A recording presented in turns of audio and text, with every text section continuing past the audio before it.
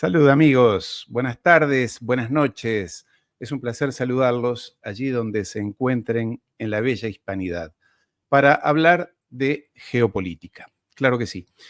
De hoy le vamos a dar un enfoque un poquito diferente a la geopolítica porque vamos a hablar de China, obviamente de China, un tema central en el debate mundial hoy, está en todos los titulares, en las primeras planas de periódicos, de televisión, algunos para criticarlo, otros para asustarse, otros para admirarlo, otros para amenazarlos. En fin, China es hoy un tema recurrente. Y vamos a hablar con una persona, con un invitado a quien yo sigo en las redes sociales desde hace muchísimo tiempo, porque me parece muy interesante, muy sólido y además porque comunica muy bien la realidad de China, tanto la política, el estilo de vida, la economía, la tecnología. Así que para mí es un placer recibir en la tarde de hoy a Adrián Díaz Marro. ¿Cómo estás, Adrián? Buenas tardes. Hola, ¿qué tal? Gracias por la invitación. Y digo buenas tardes porque estás en Argentina, ¿verdad? Estás en Sí, horario argentino. estoy en Buenos Aires, sí. Muy Mi bien, muy último bien. día aquí. Adrián, obviamente que las preguntas son muchísimas. Yo acabo de ver hace unos minutos en televisión, te digo porque tenía pensado empezar por otro lado, pero acabo de ver a Trump, en realidad a un comunicado de él, en el cual dice, ojito China, tengan cuidado los chinos, obviamente que dice que Canadá, que México, etcétera, pero dice que a China hay que aplicarle aranceles, tanto en sus coches eléctricos y productos y demás. Yo he vivido muchos años en los Estados Unidos, hasta hace muy poquito, y realmente todo es China, allí todo es chino o muchísimas cosas de China. Entonces, ¿cómo te imaginas tú que ven los chinos este mundo raro en el cual dijimos o se ha dicho durante muchos años libre comercio, libertad, que ganen los mejores, el capitalismo premia a los mejores, pero resulta ser que en la cuna del capitalismo dicen, bueno, eso está bien, pero ahora ya no tan así. ¿Cómo ves esto tú, Adrián? Pues sí, el capitalismo era maravilloso hasta que alguien lo ha empezado a practicar mejor que nosotros y ahora ya no nos gusta tanto. Está claro, ¿no? Yo a veces digo en este debate, a veces en el que se me acusa de defender a China, que China no es ni buena ni mala, China es inevitable. Y cuando veo estos intentos de detener la economía china con aranceles, me da mucha pena, ¿no? Porque lo que está mostrando es una impotencia para poder ya competir. Y como no podemos competir, solo podemos intentar retrasar el futuro, que es lo que estamos intentando. Sabemos que se nos viene encima y si lo podemos retrasar 2 años, 5, pero lo que va a ocurrir, por ejemplo, con los autos europeos, es que vamos a poder retrasar que los chinos no lleguen a Europa, pero no vamos a poder competir nunca más fuera de Europa. Porque si te fijas, no hay ninguna estrategia, nunca jamás, consiste en ganarles a los chinos con mejores productos o un mejor servicio, una mejor calidad, un mejor precio. Siempre se trata de detener el avance chino. Y como digo, podemos detenerlos en Estados Unidos, podemos detenerlos en Europa, pero ¿cómo vamos a competir en África con los coches chinos? ¿Cómo vamos a competir en Sudamérica, Centroamérica con los coches chinos? ¿Cómo vamos a competir en Asia, ¿no? El mayor mercado del mundo, si no somos capaces de competir en nuestra cancha, con nuestras reglas, con nuestro árbitro? Ahí ya somos incapaces, ¿no? O sea que, ¿cómo lo ven los chinos esto? ¿O cómo se ve No, desde China esto? es que yo a veces digo, en China la política es como un fenómeno atmosférico. Nadie se para a discutir si llueve, si hace sol. La gente sigue trabajando. Entonces, no hay nadie ahora mismo que esté basando sus decisiones de inversión o de consumo o de negocios en lo que va a hacer Trump o lo que va a dejar de hacer. Los chinos siguen trabajando y si no le puedo vender a los estadounidenses, mañana le venderé a los mexicanos y si me bloquean la entrada por México, pues le venderé a los colombianos o a los peruanos o a quien me deje o a quien quiera comerciar conmigo. Si es como piensa un chino, no se mete en problemas de política, de si gana este tendré más posibilidades, si gana este otro, no, lidiaremos con el que gane, ¿no? Esa sería un poquito la idea del empresario chino antes de las elecciones y una vez transcurridas las elecciones en Estados Unidos, pues les toca lidiar con este, ¿no? Hay un tema que quienes conocemos algo de economía y sobre todo esto de los intercambios con Asia, no deja de ser preocupante. Y sobre todo tú estás ahora en América Latina, se inauguró, bueno, la inauguración oficial, digamos, política del puerto de Chancay en Perú, y es que se crea mucha expectativa en esto de que vamos a poder exportar y venderles a los chinos. En el caso de Argentina, la famosa soja, alimentos, etcétera, etcétera. Pero lo que a veces no se le presta mucha atención es a la otra parte, la contraparte de eso. Y es que los chinos, con sus productos, con su tecnología, con todo lo que tú describes habitualmente, invadan los mercados, en este caso latinoamericanos, y destruyan la incipiente o débil industria nacional. Esto es algo que ha pasado muchas veces y sigue pasando. ¿Cómo responderías tú, dado que estás en América Latina ahora? Sí, yo creo en la especialización, ¿no? Y en la ventaja comparativa. Entonces, yo no creo que los chinos tengan que ser mejores que nosotros en todo. Creo que son mejores que nosotros en algunas cosas y en otras no. Yo tengo clientes chilenos que cuando se firmó el acuerdo de libre comercio con Chile, decían los chinos van a arrasar nuestra economía. De hecho, tengo un cliente, por ejemplo, que se dedica al calzado. Y cuando se firmó, y tenía una fábrica de calzado, y ciertamente cuando se firmó el acuerdo de libre comercio, los chinos arrasaron con su fábrica de calzado. Y el tipo se tuvo que reconvertir. Y se convirtió en importador. Se hizo cliente mío, se vino para China. ¿Y qué me decía él? Adrián, yo conozco mucho mejor mi mercado que cualquier chino. Yo conozco mucho mejor el calzado que muchos de los vendedores que están vendiendo en China. Por tanto, voy a poder escoger en origen, en China, las mejores fábricas, el mejor producto, porque yo sé discriminar qué producto es bueno de qué producto es mediocre.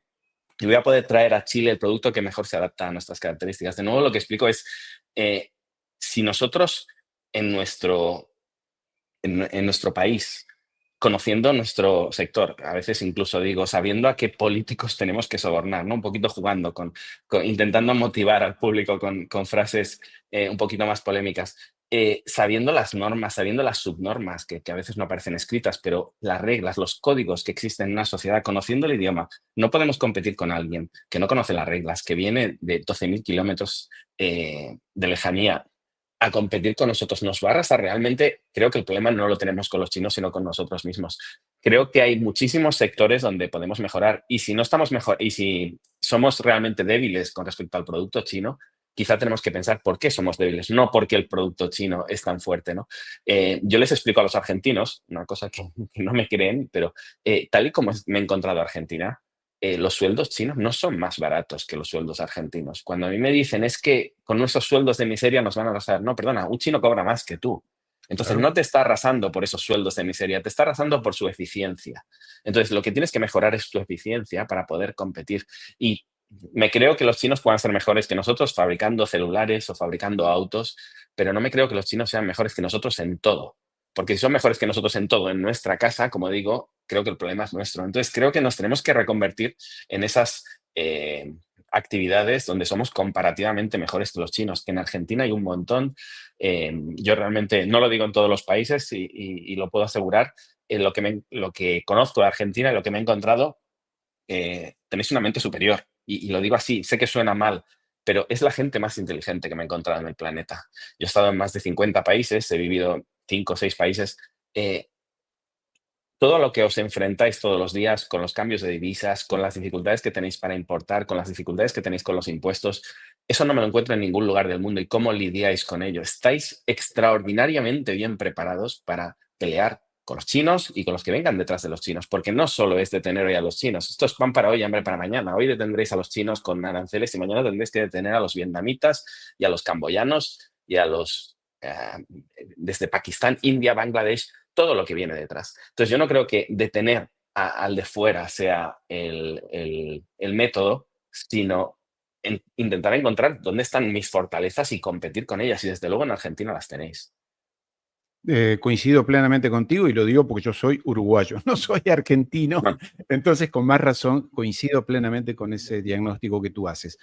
Es cierto, y aquí me dejarás que sea abogado del diablo, es cierto que, como dices el ejemplo de tu cliente allí en Chile, que de producir zapatos pasó a importador. Eso ya pasó en Argentina y pasó varias veces, sobre todo con la apertura económica que generó la dictadura militar en los años 70, que había en Argentina una poderosísima, poderosísima, te puedo asegurar que conozco bien España, te diría que hasta más poderosa que España, industria nacional, desde autos, aviones, misiles, etcétera, tecnología nuclear, etcétera, pero que la apertura aquella que se produjo en los años 70, que se produjo también en Chile, en la época de los Chicago Boys, destruyó la industria nacional. Ahora, ¿qué quiero decir con esto?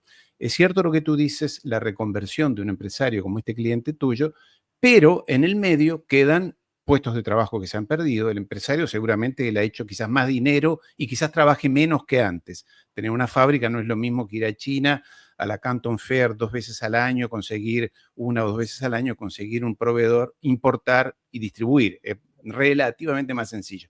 Ahora, en el medio han quedado muchos puestos de trabajo perdidos y lo que a mí me parece también tan importante es un know-how, un saber hacer, ¿no? Un savoir-faire de la industria que se pierde, oficios que se pierden, gente, el que fabrica zapatos ya no tiene más trabajo. Se entiende lo que digo, ¿no? Entiendo tu punto, pero también cómo hacemos en países como este, como estos, latinoamericanos, inclusive los europeos, la deslocalización de las industrias que se hizo en los años 90, principios de los 2000, y esas industrias ya no vuelven o esas capacidades No, se han perdido. ¿Cómo lo ves tú eso?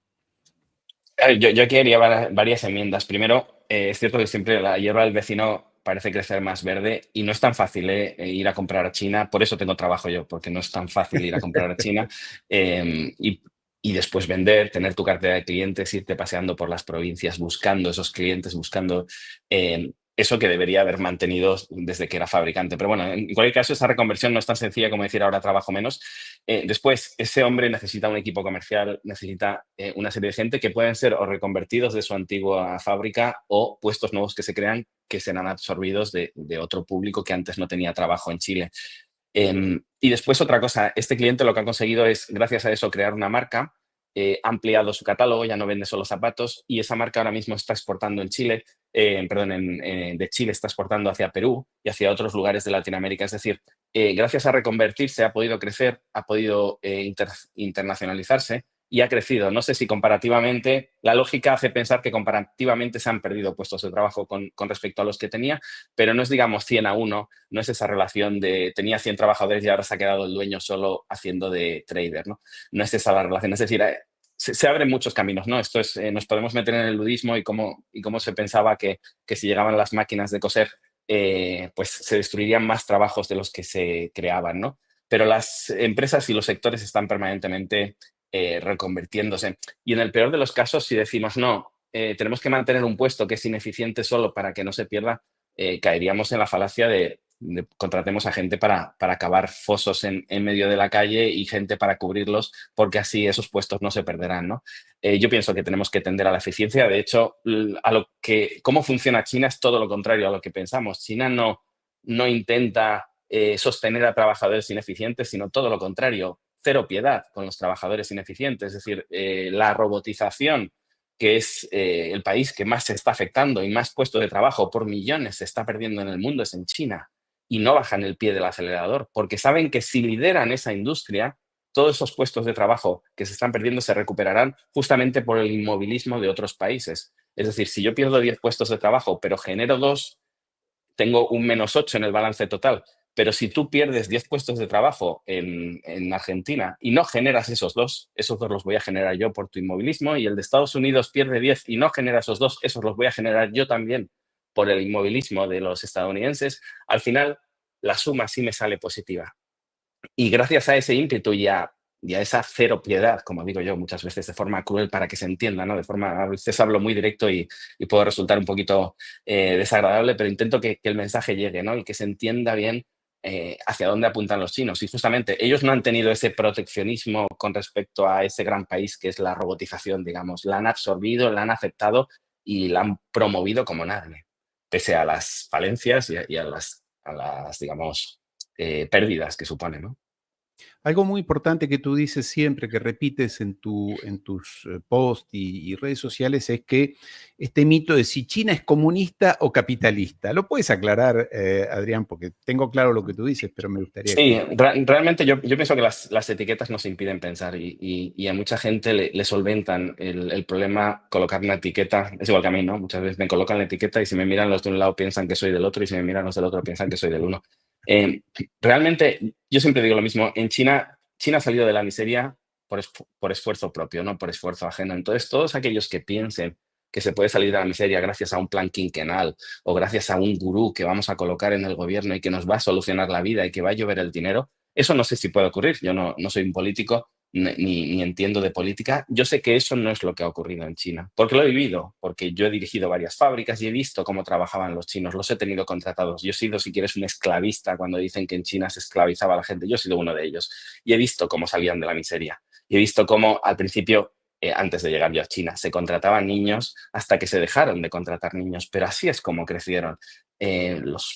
Los padres de mis amigos, de mis familiares en China, han, han trabajado de niños y eso ha existido. Y gracias a que esa generación ha trabajado de niños, han podido pagar unos estudios a sus hijos para que ya no tuvieran que trabajar, ¿no?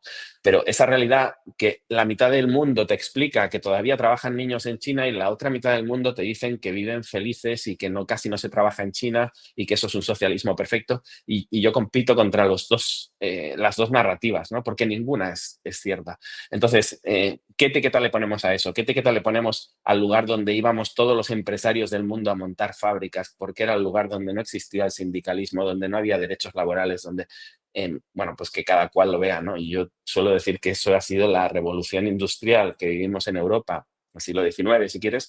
Eso es lo que me he encontrado en China cuando yo llegué. Es cierto que ha habido una evolución, se van enriqueciendo, se está creando algo parecido a un estado de bienestar, algo parecido a un 10% de lo que creemos que es un estado de bienestar en países como Argentina, como Uruguay o como España. Es decir, nada. Y se está creando desde hace menos de 10 años. Es decir, hace 20 años el 100% de los servicios médicos eran de pago, el 100% de los servicios universitarios eran de pago. Es decir, pensar que eso, no sé, cuando oigo la palabra socialismo me asusto, ¿no?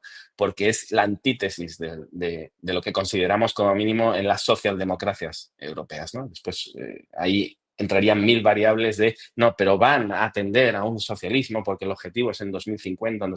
Bueno, el objetivo en el siglo 163 no me interesa, me interesa relatar la realidad de cómo están hoy o cómo han llegado hasta aquí, ¿no? Y eso, desde luego, choca con las narrativas que me encuentro en Internet. Claro, en lo de socialismo lo dice el propio Xi Jinping, ¿no? Él dice, Sí, no, vamos claro. al modelo, además reivindica la revolución de Mao, el Claro, sí, 1949. y los norcoreanos se llaman a sí mismos República Democrática de Corea. Es decir, las etiquetas están muy bien y el Partido Socialista Obrero Español se cree que es socialista, se cree que es obrero y se cree que es español. Podemos se creen que pueden, el Partido Popular se cree que es popular. Si te fijas, todas las etiquetas tienen un componente aspiracional, pero habitualmente chocan con la propia realidad del sujeto, ¿no? Me sirve de poco lo que diga Xi Jinping, lo que diga el Partido Comunista, lo que diga. Yo relato la realidad cuando bajo a la calle y si está lloviendo y a mí me dicen por la tele que sale el sol, pues lo siento. Eh, lo que estoy notando yo es lluvia, no sol, ¿no? Entonces, me encuentro muchos libros que me relatan un país en el que no vivo, me encuentro muchos periodistas que me relatan un país en el que no vivo y después youtubers que han pasado un fin de semana en China y han sacado el dedo por el balcón en un hotel de 5 estrellas y te cuentan una China que no tiene poco que ver con la realidad, ¿no?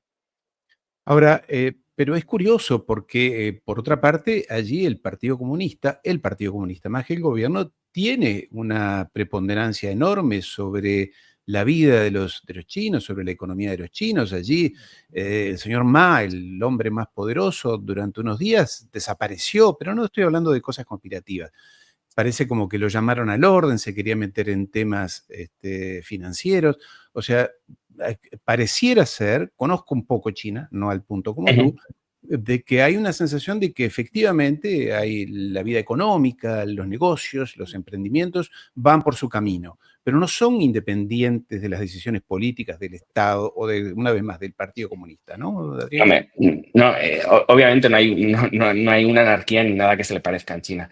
Está claro. En ningún lugar, en ningún lugar. Es decir, un empresario que no voy a decir ni siquiera lo que hizo Jack Ma, que es casi poner a tambalear el sistema financiero de todo un país por su decisión. Ni Claro. siquiera eso. Un empresario que, imaginemos, no paga sus impuestos en Estados Unidos, en Canadá o en Australia, también se le llama filas y también acaban muchos de ellos en la cárcel. Eh, entonces, lo que pasó con Jack Ma no es nada que no veamos en cualquier otro lugar. Decir que esos ejemplos se utilizan mucho para hablar del control absoluto del partido sobre la economía china. Realmente en China el Estado es un tercio de la economía y es comparativamente menos que Estados Unidos, por ejemplo, que el Estado estadounidense sobre la economía estadounidense es comparativamente casi la mitad que el Estado francés sobre la economía francesa. Es decir, yo si quisiera buscar un país donde el Estado tuviera una preponderancia máxima sobre la economía, no hablaría de China ni mucho menos. Se me ocurren 10 o 15 países importantes donde eso ocurre más que en China, empezando por Francia, ¿no? Em, Dicho esto, un tercio de la economía puede ser menos que Francia, que Estados Unidos, mucho menos que España, mucho menos que otras grandes economías, Italia, pero es importante, obviamente, ser un tercio de la segunda mayor economía del mundo o de la primera economía del mundo en términos de ajustados por paridad de compra, es muchísimo. Y obviamente un Estado mm, muy poco socialista, quiere decir, con un Estado social diminuto o casi nulo, tiene unos recursos elevadísimos para afectar la economía de muchas otras maneras. Por ejemplo, en construcción de infraestructuras, por ejemplo, en subvenciones a sectores concretos, con lo que sí que puede mover la aguja hacia donde le conviene. Pero esto también es importante explicar que es algo relativamente reciente. Eh, Esto no lo entienden personas que han llegado a China hace 5 años, hace 10 años, porque es lo que se han encontrado. Pero el Estado chino hace 20 años y hace 30 años era diminuto. Ahora hablamos de un tercio de la economía, que es mucho, pero es mucho menos que Francia o que Estados Unidos. Pero en el año 2000 era aproximadamente un 10% de la economía. Es decir, el Estado chino no movía la aguja en absoluto en ¿A las qué te decisiones de refieres la con economía. que la participación del Estado? ¿A qué te refieres? ¿A que empresas del Estado, dices tú? Sí, a por decirlo claro y mal, por cada $10 de la economía, ¿cuántos dólares mueve el Estado? ¿Cuántos dólares el Estado interviene en ellos? En el año 2000 era un 10%, es decir, de cada $100 de la economía, el Estado chino movía $10. Ahora mismo estaríamos de cada $100 de la economía china, está moviendo $30 el Estado chino, lo cual es muchísimo, porque como digo, es la segunda economía del mundo, la primera en términos ajustados de paridad de compra. Pero aún así hay una gran economía privada que se mueve independientemente del Estado. Y después entraríamos ahí en cómo el Estado se inmiscuye en las libertades personales, que no económicas, las libertades personales de los chinos, que es cierto que lo ha hecho históricamente y lo sigue haciendo Eso es eh, la cultura. en diferentes medidas que podríamos entrar. Pero en lo que es la economía, en ese 70%, es menos del 70 porque es un tercio de la economía, es casi un 35% del Estado. Entonces, en ese resto, en ese 65% restante, el Estado chino es relativamente mucho más abierto que otros países donde opero, por ejemplo. Por ejemplo, cualquier país europeo. Es mucho más fácil hacer negocios en China que en cualquier país de Europa, con muchísima diferencia. Por eso Adrián, realmente, perdón, por eso sí, sí, por realmente los favor, empresarios, por favor. sin que nadie los aleccionara, empresarios canadienses, alemanes, holandeses, africanos, argentinos, uruguayos, se fueron a China, no se fueron y no estaban eligiendo entre China y Corea del Norte. Obviamente se iban al lugar donde más y mejor podían multiplicar su dinero, ¿no? Si todos los grandes empresarios del mundo colocaron sus fábricas y sus negocios en China, era porque tenían una libertad y unas ventajas comparativamente mejores que en cualquier otro lugar del mundo, ¿no? Volviendo, me parece importante este aspecto, querido Adrián, por lo siguiente. Yo te hablaba de proteger la industria nacional en América Latina y demás. Tú me decías debe competir el mejor. Ahora, los chinos aplicaron otro sistema. Yo empecé en el año 92, 93, en realidad, a ir a China con una gran multinacional francesa y las condiciones eran muy claras. Tiene que haber un socio, en aquel momento, un socio chino y tiene que haber transferencia de tecnología. Ustedes no se pueden instalar aquí no con un funcionario, no era la condición. Busquen un socio, que en realidad estaba más o menos dirigido porque era un sector muy específico, pero era la realidad. Es decir, había una apertura, vengan, instálense, pero busquen un socio local, transfieran tecnología, enseñen a nuestra gente.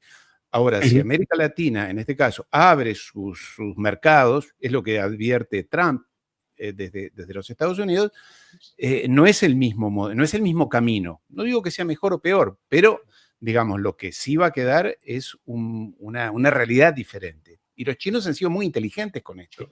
Así Eh, aprendieron, ¿no? Permíteme que te pregunte, ¿en qué sector estabas? en aquel momento. Armamento. Armamento. Claro. Te Alta iba a decir, tecnología.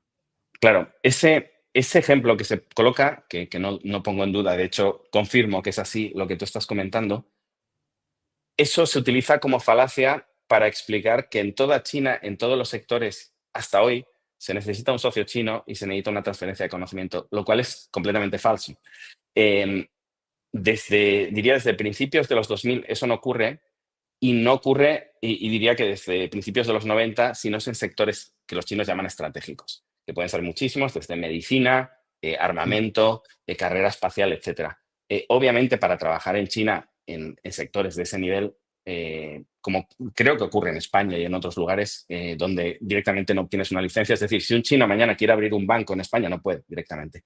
Entonces, hay una serie de barreras de entrada en sectores estratégicos en todos los países. Dicho esto, lo que yo siempre explico es, esto no ocurre ya, no ocurre en la mayor parte de sectores de China y no ocurre desde hace más de 20 años. Es decir, yo me dedico a abrir empresas 100% extranjeras para mis clientes. Y claro, en vuestro caso era muy específico, pero un cliente que quiere abrir una fábrica de confección o que quiere abrir un negocio para vender, no sé, zapatos en China o quiere abrir una tienda online, no tiene ni que tener un socio chino ni ningún tipo de de transferencia de conocimiento. Y esto ocurre, como digo, desde hace décadas. Es decir, el enriquecimiento de China muchas veces se asocia a este proteccionismo. Bueno, una de las razones en algunos sectores sí que ha sido para crecer, para que, como decías, ¿no? Para que esos chavales chinos que recién salían de la universidad puedan aprender de esos ingenieros que vienen de otros países y pueda haber esa transferencia de conocimiento exactamente igual que pasa en Sudamérica, en algunos países donde vienen ingenieros, no sé, estadounidenses y crean plantas y la población local se puede beneficiar. Pero pensar que ese es el único camino y que eso es lo que ha hecho China para crecer, creo que es una visión sesgada o incompleta de la realidad. Y pongo un ejemplo en el que se explica mucho, creo que de forma absolutamente errónea, que, por ejemplo, la industria del coche eléctrico ha sido fomentada desde el gobierno chino. Creo que no se conoce la historia de cómo hemos llegado al coche eléctrico, pero lo que sí se fomentó, porque se crearon en ese momento las fábricas con esa legislación que tú te encontraste, es que las fábricas de coches de gasolina sí que tenían que colocarse en China, como Volkswagen, como otras, transfiriendo conocimiento a los chinos. Y los coches chinos intentaron copiar eso. Bueno, pues lo que nos encontramos con esas normas fue una industria automovilística china nefasta. Entonces, justamente con el coche eléctrico ha sido lo opuesto. En ningún lugar del mundo le han dado la bienvenida a Tesla como se la han dado en China, dándole más subvenciones que a nadie y poniéndolo a competir en primera línea sin socio chino, sin transferencia de conocimiento, de lo que podría ser una de las mayores ventajas comparativas por todo lo que investiga Tesla. Se le podía haber exigido esto si realmente esa fuera la mentalidad de los chinos, pero es que no es esa la mentalidad de los chinos. Los chinos lo que querían era competir. Y el ascenso de marcas como BYD o como NIO no se ha conseguido con proteccionismo, se ha conseguido compitiendo contra Tesla después de haberle dado más ventajas a Tesla que a las propias marcas chinas.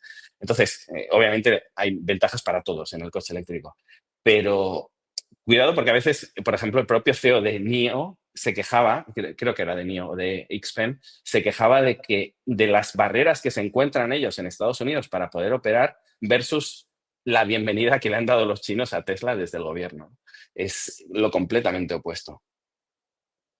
También es cierto que han habido muchas, o no sé cómo está actualmente, yo estuve en varias pleitos con China desde la Unión Europea por el tema del dumping, del antidumping. Esto de las subvenciones de parte del gobierno chino sigue existiendo, tú lo mencionabas recién en el caso de Tesla, la subvención al dumping social que se dice en Mm. Europa. ¿Cómo está eso, Adrián? Sí, hay industrias que están subvencionadas. La mayor parte de las industrias, las que yo conozco desde luego, es muy difícil obtener dinero del gobierno chino. Hubo un momento que sí, que parecía que volaba el dinero Los y que era bancos. fácil obtener directamente del gobierno chino por colocarte en China, por hacer una serie de operaciones. Pero a partir de ahí, lo que suele hacer el gobierno chino es descontar impuestos. Es decir, eh, digamos, parece lo mismo, pero no es lo mismo. No es lo mismo obtener dinero y podértelo quedar tanto si te va bien como si te va mal, que una reducción de impuestos que solo tendrá lógica si realmente estás funcionando. Y en cambio, si te ha ido mal, que te descuenten impuestos no te va a aportar absolutamente nada, ¿no? Lo que utiliza el gobierno chino habitualmente para subvencionar industrias es una bajada de impuestos, no es, digamos, liquidez por Claro. parte directa del gobierno chino. Entonces, eso sí que, claro, sí que es cierto que hay el crédito a empresas tampoco no funciona tan bien como pensamos en China, pero sí que hay vuelcos a sectores concretos que eso sí que está comandado desde la dirección, ¿no? Ahora, el hecho de haber sacado, ¿a cuánto dices tú? 800 millones, 300 millones, no recuerdo lamentablemente de la pobreza china. eh, Es una cifra también, puedes sí, decir cualquier número porque depende de lo que llames pobreza. Se suele decir 700, 800 millones. exacto. Realmente yo considero que son más de 1.000 millones lo que se ha sacado de la miseria porque ahora mismo no hay pobreza en China y son 1.400 millones. Entonces también es desde donde empiezas a contar porque no es que se viniera de una pobreza absoluta de toda la población, ¿no? Pero bueno, puedes contar que hay 1.400, casi 1.500 millones de personas que hace 40 años eran relativamente pobres y hoy no lo son. Y tú dices que en eso el Estado no tuvo prácticamente nada que ver, es todo iniciativa privada y el No, no, empuje de la cultura. sí, no es que no tuviera que ver. Para mí, el cambio que se hizo desde una organización total por parte del Estado hacia una apertura que trajo inversiones, esa fue una decisión gubernamental y fue una decisión fantástica para los chinos, que además se hizo por fases, porque ni siquiera ellos confiaban en que lo estuvieran haciendo bien. Pero muchas veces el reducirte burocracia, el permitirte crecer como emprendedor, ya es un avance sensacional por parte de tu gobernante, ¿no? El no apretarte cuando estás naciendo y poderte dejar crecer. Y en todo caso, apretarte cuando te va bien, ¿no? Muchas veces dicen, pero es que los coches importados tienen un 100% de aranceles. Sí, cuando en China te va bien, empiezas a pagar impuestos, pero no pagas impuestos cuando estás empezando, ¿no? Yo a veces digo que en Europa nos cortan la cabeza antes de nacer, ¿no? En China eso no ocurre. Entonces, ese dejar hacer de los emprendedores, del pueblo más emprendedor del mundo, creo que ha sido el gran éxito de China. A partir de ahí, el Estado ha ido nivelando y tiene mucho éxito el que, pues, como decimos, ¿no? 800 millones de personas hayan pasado del campo a las ciudades y no se haya producido un caos. Cuando en ciudades de 2 o 3 millones occidentales, cuando se mueven 15 o 20 mil personas, parece que provocan disturbios, hay problemas con, no sé, con las aguas, con la seguridad, con el transporte público, con la educación de esos niños. Bueno, pues hablamos de 1.000 millones de personas que se han movido en un país con 56 etnias, con más de 1.000 dialectos, y no ha habido conflictos raciales, no ha habido matanzas, de hecho, no ha habido delincuencia, no ha habido enfrentamientos, las ciudades han crecido. Bueno, ahí hay una cierta planificación que es un mérito que sí que hay que darle al Estado. Pero esa idea de que el Estado dirige la economía y decide cuántas fábricas de confección habrá y cuántas fábricas de coches es absurdo y Pero hay no regiones, ¿no? Adrián, hay sí, regiones, ¿y eso a qué responde? Hay regiones donde se hacen determinados productos, otros otros. sí, sí, sí, eso responde a la época comunista. De hecho, es una herencia comunista de la planificación central anterior a 1979. Y Ok. después el propio capitalismo, cuando lo has dejado yo mismo, cuando he tenido que colocar una fábrica en libertad, pues yo podría colocar una fábrica de confección en cualquier lugar de China. Nadie me decide dónde pongo yo una fábrica como extranjero. ¿Dónde la he colocado? ¿Dónde estaban todas las fábricas de confección? ¿Por qué? Porque ahí estaban Claro. todos los proveedores, ahí tenía el personal especializado en ese concepto. Entonces, al final, eso sí que es una herencia de la época comunista que una vez la apertura al capitalismo ha visto que era interesante mantener, ¿no? Y se ha mantenido sin que nadie lo legislara. Tú estás en Argentina y obviamente respetas mucho el modelo chino, esto de la libertad. ¿Qué te parece mi ley que propone más o menos algo parecido, por lo menos en lo económico? Sí, a mí me parece que en algunas cosas mi ley y China se parecen más de lo que les gustaría a unos y a otros, en otras no.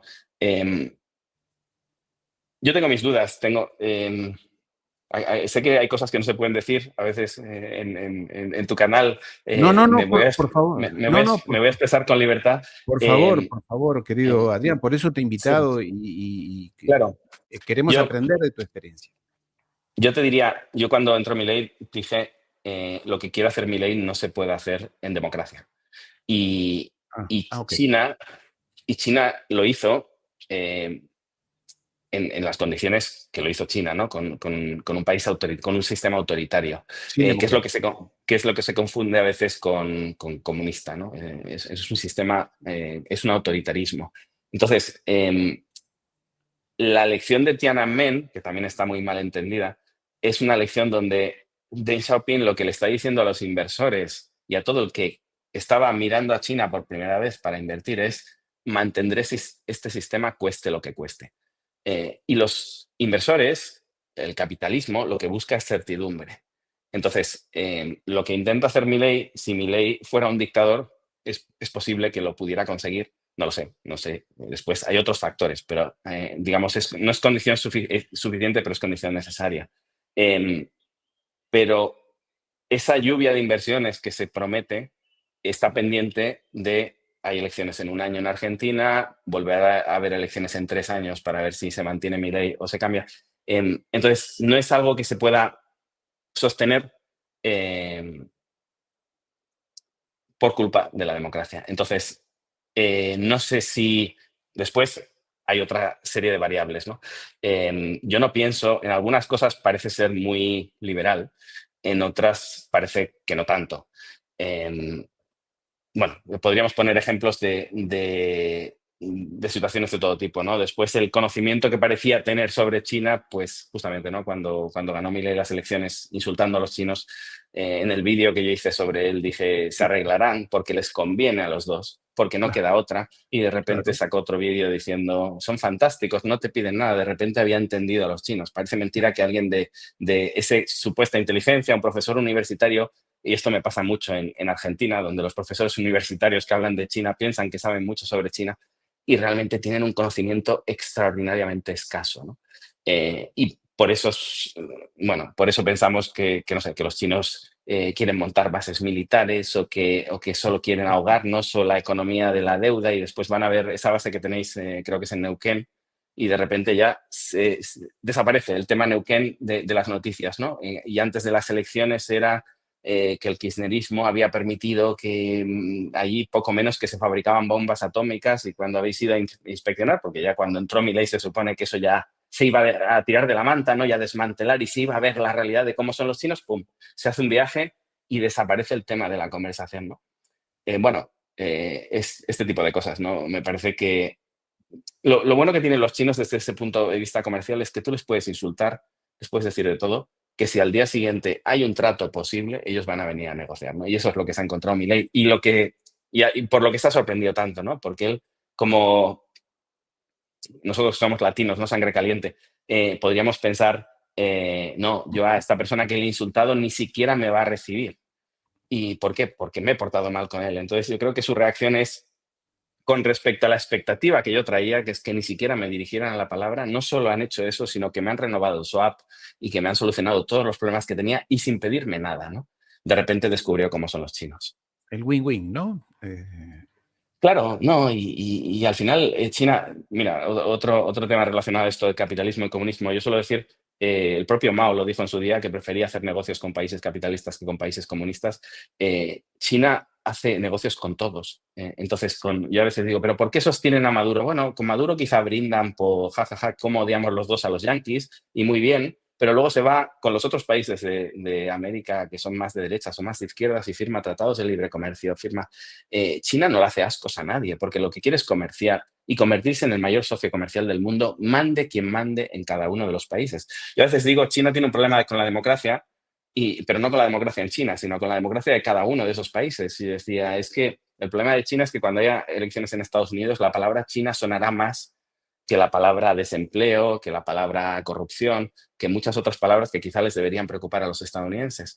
Y en cada elección, si ahora hay elecciones, no sé, las elecciones que ha habido en Uruguay, pues una parte importante ha sido qué hacemos con China y con el Mercosur. Si hay elecciones en Argentina, también sale la palabra China. Si hay elecciones en Brasil, sale muchísimo la palabra China. Entonces, en cada elección, China es el malo de la película, ¿no? Entonces, y como continuamente estamos votando todos los países, continuamente se intenta hablar mal de China para decir, bueno, vamos a proteger nuestras economías, etcétera, ¿no? Ese es un problema enorme que tiene China con la democracia de cada uno de los otros países, ¿no? También está otra parte de la opinión que dice que, bueno, ahora China, sí que tiene una postura muy anti-norteamericana y que dice, con los chinos y los rusos y los BRICS nos hemos salvado. Qué lindo es aquel mundo, esto nos van a venir a salvar. Y creo que tiene que ver con este espíritu también latino de buscar el salvador, la varita mágica, aquel que si no funciona un sistema, vendrá el otro, que son buenos. Entonces, allí uno, por eso digo, los chinos, me parece que, bueno, los chinos son los chinos, China es China, su cultura, Confucio, ellos dicen 5.000 años, no sé cuántos, de historia, es respetable y es interesante hacer cosas con ellos desde ya.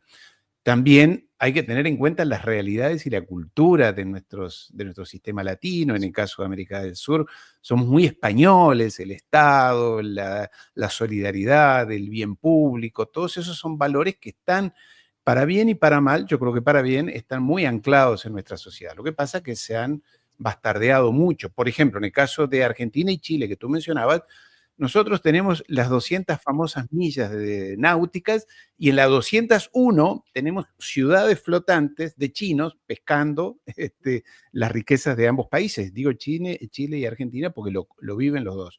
Y esto implica que los gobiernos tengan que, más allá de no diabolizar a China, tener en cuenta que estamos negociando no solamente con un enorme país desarrollado, etcétera, muy poblado, sino que es muy agresivo desde el punto de vista, agresivo en el buen sentido, no estoy hablando de violencia, ¿no? Agresivo, Déjame, ¿no? ¿Cómo? sí, déjame que te responda esto. Por favor. Primero, a veces da la sensación de que, como me dedico un poco a desmitificar bulos o a contestar desde mi punto de vista, con mis sesgos, y puedo estar equivocado, obviamente, eso la audiencia también, a veces quiero decirle que intento agregar una capa de comprensión bajo mi experiencia, no tiene por qué ser la verdad, ni tengo que estar en lo cierto, ¿no? Pero más allá de eso, eh, no estoy diciendo que China sea la panacea, ni que sea el socio ideal, ni que tengamos que odiar a los estadounidenses. Lo Hace sé. poco me preguntaban con el puerto de Chancay en Perú si otra oferta que tenía Perú con otro puerto que iban a abrir los estadounidenses, ¿qué opinaba yo? Y digo, por supuesto, intenten obtener lo máximo de los estadounidenses, intenten que compiten. Esa idea de pensar que o eres pro estadounidense o eres pro chino, al menos conmigo no va. Tampoco Y como conmigo. decías, quizá en algunas cosas culturalmente somos más cercanos a los estadounidenses. Una cosa es no demonizar a China y otra cosa es colocarlos en un altar como si fueran angelitos. Muchas veces cuando escucho a pro-chinos o a pro-rusos decir que ellos buscan un mundo multilateral, digo, no buscan un mundo multilateral, les encantaría que fuera un mundo unilateral suyo, pero como no pueden optar a un mundo unilateral suyo y el unilateralismo es estadounidense, entonces habla todo el mundo del mundo multilateral, ¿no? Pero todos los demás les encantaría estar en la posición de Estados Unidos y serían tan crueles y tan, no sé, autoritarios como lo son los estadounidenses. Dejemos también de idealizar al que está abajo, porque el que decía Napoleón que la mayoría de oprimidos les encantaría ser opresores, ¿no? Y estoy completamente en lo cierto. Em, y habías comentado un último punto que quería mencionar. Ah, sí, y con respecto ahí sí que voy a defender a China con las 200 millas náuticas. Has puesto el ejemplo perfecto y me lo critican mucho. Es que los barcos chinos están pescando y decías, hay 200 millas náuticas y están pescando en la 201. Listo, se acabó el tema. Están legalmente operando. Yo a veces le digo a la gente que se queja, si están dentro de sus aguas territoriales, húndanlos. Y si no están dentro de sus aguas territoriales, fastidiense porque están haciendo lo correcto. Entonces, al final, dices, no, es que la 201 afecta a la 200, bueno, pues entonces habrá que negociar a nivel mundial una ampliación de las aguas territoriales, no lo sé. Pero si realmente están introduciéndose, como me dicen algunas veces, dentro de las aguas Sí, territoriales, pero bueno, entonces el ustedes detalle. deberían tener defensas, y yo estaría de acuerdo, tanto si pasa en España como si a los chinos les invaden los estadounidenses, que por cierto ocurre, dentro de sus aguas territoriales, deberían tener la potestad de poder hundir esos barcos, porque están, y además el hundimiento, digamos, el pecio quedará dentro de las aguas territoriales, ¿no? Con lo que se podrá demostrar que se hundió bajo la ley. Y si están en la 201, pues con la ley actual están cumpliendo la ley. Los chinos buscan siempre ese puntito de tener, Lo de bueno, librarse. Mm. lo adicionalmente bueno, y aquí uno no está ni con un modelo con otro, más o menos. Yo con el modelo anglo-sionista no estoy porque durante 200 años, 200 y pico de años ha demostrado que es muy cruel y estoy hablando del Imperio Británico junto con toda esa mezcla de sionismo metida allí adentro, que ha destruido, entre otras, a la propia China con la guerra del opio, la India, África, América Latina, y que lo sigue haciendo esto de hacer pelear a los hermanos, en fin. El modelo anglo-sionista creo yo que ha sido el más tóxico de la historia. Y en el caso de los chinos, por lo menos tienen algo, una virtud que a mí me parece muy importante, y lo he visto en los escenarios internacionales, es que no hacen lobby para destruirte. No hacen lobby, no hacen campañas, revoluciones de colores, no provocan golpes de Estado, desestabilización política, en fin, lo que sabemos No que... subvencionan a grupos terroristas, no Exactamente. subvencionan a dictadores. Bueno, Eso es, eso es un plus muy importante. Ellos tienen quieren su modelo, comerciar. ¿no? Claro, Quieren claro. comerciar. Entonces, Y una cosa importante es, tienen su modelo, pero ni siquiera exportan su modelo. ese Esto es es el algo punto que viene. que nosotros no entendemos, ¿no? Nosotros pensamos que vamos a acabar comiendo con palillos. No, no, al chino le da exactamente lo mismo como comas, ¿no? Y a qué Dios le reces, le da exactamente lo mismo. Yo a veces explico una anécdota que tuve que en una reunión con empresarios pakistaníes que me decían, hablando de la diplomacia de la deuda, ¿no?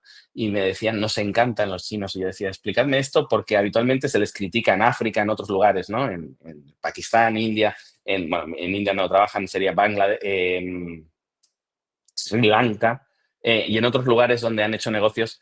Y me decían, nos encanta. Y dice, fíjate, nos construyen un aeropuerto que no teníamos.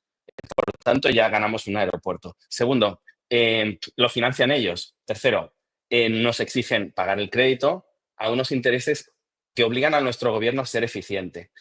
Cuarto, como nuestro gobierno es extraordinariamente ineficiente, no van a poder pagarlo. Quinto, como no lo pagan, se lo van a quedar los chinos. Nos encanta que se lo queden los chinos. ¿Por qué?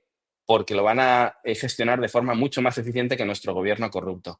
Y decían, y cuando acababan de darme todas las explicaciones de por qué les había encantado hacer negocios con los chinos, me decían, y la última y la mejor de todas, vienen a Pakistán, hacen su negocio y se largan. Y no critican nuestra religión, nuestras familias, nuestro sistema político, no les interesa para nada, han hecho su negocio y se han ido. Dice, cuando llegáis los europeos, nos dais un crédito con condiciones terribles para que nuestro gobierno sea el que gestione esto, nuestro gobierno se van a repartir ese dinero, ese aeropuerto jamás se va a construir o se va a quedar a medias, y encima venís y estáis criticando nuestro sistema familiar, nuestro sistema de, no sé, de castas en otro lugar, lo que sea, ¿no? Todos los principios éticos, religiosos de nuestro país, ¿no? Fíjate la concepción de los chinos que no es para nada nunca evangelizar a los nativos, ¿no? Todo lo exacto. contrario, es hacer nuestro negocio y yo me vuelvo para mi país. Entonces esas ideas que tenemos a veces de es que van a venir los chinos y nos van a invadir o nos van a imponer su sistema, estamos proyectando lo que nosotros les haríamos a ellos en todo caso, Exactamente. pero nunca lo que ellos no se ha visto. Yo a veces le digo a las personas, dime un país no fronterizo con el que haya tenido problemas China. Habitualmente, como decías, ¿no? Argentina, ¿con quién ha tenido problemas históricamente? Pues con sus países vecinos, en el caso de las Malvinas, porque eran unas islas eh, tocando, digamos, en aguas argentinas. Pero Argentina no ha tenido problemas con Uganda, ni con Afganistán, ni con México, pues por la propia lógica que cada país tiene problemas con sus vecinos. China, históricamente, cuando se la quiere vender como belicista, puedes argumentar peleas con sus vecinos. Pero yo no me imagino a paracaidistas chinos pacificando Bolivia o pacificando Marruecos. Eso no ocurre ni en la cabeza de ningún chino ni en la cabeza de ningún occidental. En cambio, tenemos completamente asumido, interiorizado y naturalizado que eso ocurra con paracaidistas estadounidenses. Y digo, Claro. en qué momento proyectamos que los chinos quieren hacer lo mismo? No quieren hacer eso. Esa era la pregunta que conozco tu respuesta, pero me interesaba que ya lo has hecho. Si detrás de la ruta de la seda lo que hay es un expansionismo, imperialismo, este mito que hay siempre en torno a cuidado que vienen los chinos y que Laura Richardson, la generala del Comando Sur, ya no es más a ella, vino a recorrer América Latina diciendo se quieren quedar con el litio, con las tierras, con el agua, y alarmó al mundo de la presencia china, ¿no? Se quieren quedar con lo que nos querríamos quedar nosotros, pero no somos capaces de Es competir nuestro, por ello. dijo ella. Claro, Eso es claro. nuestro. Efectivamente, efectivamente. No, de nuevo, ¿no? A mí me gusta mucho una frase que dice: conquistaron más kilómetros la seda de las carretas que el hierro de las legiones, ¿no? Si ves la expansión del Imperio Han y ves la expansión del Imperio Romano, em, uno se hizo comercialmente y otro se hizo bueno, militarmente, ¿no? Y que era la época y que lo entiendo, pues no estoy criticando al Imperio Romano, simplemente vemos dos modelos, ¿no? Y es cierto que las rutas de comercio eran asaltadas y los chinos las aseguraban, iban colocando postas militares para asegurar, pues, sobre todo Centroasia, que eran las tribus, lo que ahora son los mongoles, que podían, bueno, había diferentes etnias, diferentes países que podían atentar contra el buen fluir de las caravanas de comercio, ¿no? En- Entiendo que ese puede ser el miedo y entiendo que China ahí sí que puede intentar colocar militarmente y asegurar sus rutas de comercio, no sé hasta qué punto. También hay muchas cosas que a lo mejor, también te digo, a lo mejor China son peores que los estadounidenses y a lo mejor sí que acabamos viendo paracaidistas chinos no sé, en El mar. República Dominicana, no sé, sí, donde queramos, a lo mejor ocurre, pero vamos a esperar a que sean culpables para acusarles. No hagamos juicios preventivos ni sentencias preventivas sobre lo que aún no ha ocurrido. Entonces, a veces me dicen, es que Xi Jinping es un dictador porque va a estar 50 años. Bueno, pues cuando esté 50 años veremos si es un dictador o no. No sé, a veces me parece que estamos deseando que el otro sea malo y ya le acusamos preventiva, el sindicato del precrimen, ¿no? Como aquella película americana que ya acusaban a la gente antes de que llegara a cometer el crimen. Está claro, está claro. Lo que ha pasado también, y esto tenía que ver con mi primera pregunta de la industria nacional, es que realmente en el caso de los ingleses se ocuparon de destruir la industria, las industrias nacionales, empezaron en la India, se lo robaron toda la tecnología, a China también, la industria del acero, estoy hablando del siglo XVII, XVIII, ¿no? Y en América Ujú. Latina, había en América Latina una industria manufacturas importantes, sobre todo en la zona de Paraguay, aunque se conoce poco, en la época de la colonia todavía española, del Imperio Español, y los ingleses se ocuparon de destruir eso. Entonces, lo que queda aquí en estos países es que las oligarquías nuestras todavía siguen pensando con quién van a hacer negocios en lugar de desarrollar tecnología, capacitación, inversión local, etcétera, ¿no? Y la élite política también. Bueno, y eso es el miedo que ha venido siempre a incentivar, digo, Laura Richardson en estos últimos años y demás, con que cuidado con los chinos y Brasil y Centroamérica y demás, ¿no? Pero creo que coincido plenamente contigo que lo más importante es lo que se haga aquí adentro y no tanto el poner barreras y barreras y barreras, porque eso no te aísla del problema, ¿no? Hay un tema Claro, que, y por sí, favor, adelante. no, no. No, solo iba a apuntar sobre eso. Como decía, creo muy positivamente sobre la ciudadanía argentina y su capacidad para salir adelante. Y es cierto, por ejemplo, que no puedes abrir fronteras y no puedes desproteger tu país si no estás preparado para competir, ¿no? Y en algunos aspectos, las pymes, y esto me consta por los clientes que tengo en Argentina, las pymes argentinas sufren mucho para poder competir. Entonces, hasta que no acabes de limpiar toda esa burocracia que está impidiendo a las pymes argentinas exportar, por ejemplo, o vender su conocimiento, poder competir de tú a tú. Es cierto, yo estoy 100% de acuerdo en que una pyme argentina se arruine porque llegan los chinos y fabrican mejor que ellos. Lo que no estoy de acuerdo es que una pyme argentina se arruine porque ha competido con los chinos con las manos atadas a la espalda, ¿no? Eso Claro. sí que no me parece justo y eso es cierto que ocurre en muchos lugares. Querido Adrián, eh, ¿los chinos se sienten superiores? Esto que siente un inglés, ¿qué se siente superior? O un norteamericano. Yo soy el... Me interesa esa parte de la cultura, porque nunca lo pude apreciar realmente.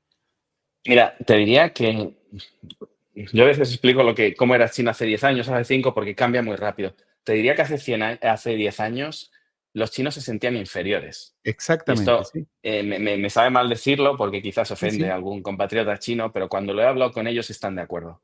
Están de acuerdo. Nos veían al hombre blanco y te lo decían así, Sí, como sí. superior.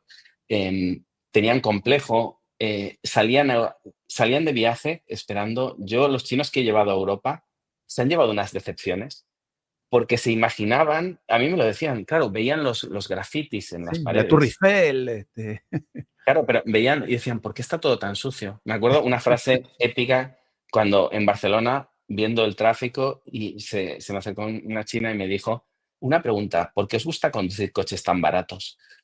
Y es maravillosa, ¿no? La pregunta te explica mucho de cómo está pensando esa mente de un chino, ¿no? Y y cuando muchas veces me dicen: "Pero es que nos imaginábamos Europa con calles anchas, limpias, rascacielos", y le decía yo: "No, eso no es Europa, eso es Shenzhen". Y y claro, ellos ya tienen ese país tan desarrollado y siguen pensando, si nosotros estamos tan desarrollados, imagínate los estadounidenses, imagínate cómo debe ser allá, debe volar el dinero, ¿no? Y llegan a Estados Unidos y se suben en el metro y pasan miedo en Nueva York y dicen: "Esto no era lo que nos habían contado", ¿no? Entonces, claro, ¿Y han se hecho ese llevan una cambio decepción. cultural ya? ¿Han hecho ese cambio? Están en proceso, porque cada Están vez en más proceso. niños vuelven de Estados Unidos, cada vez, pero están en proceso, pero todavía siguen idealizando. Yo a veces cuando me dicen: "Es que los chinos odian a Estados Unidos", digo: "No has tenido 10 conversaciones con 10 chinos en tu vida".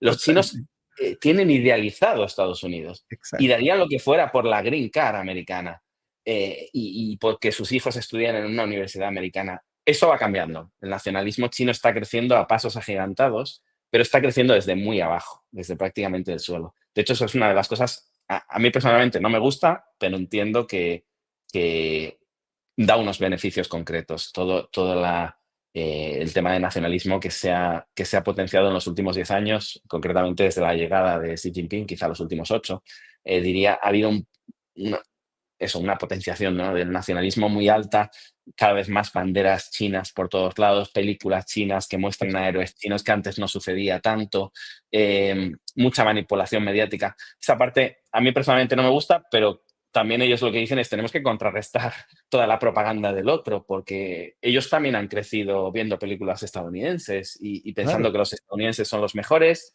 y que jamás podrían competir en los Juegos Olímpicos con Estados Unidos porque los deportistas estadounidenses son superdotados, y poco a poco han ido viendo que, bueno, en este deporte ya les ganamos y en esto ya les ganamos y esta empresa ya les gana a esta otra empresa, ¿no?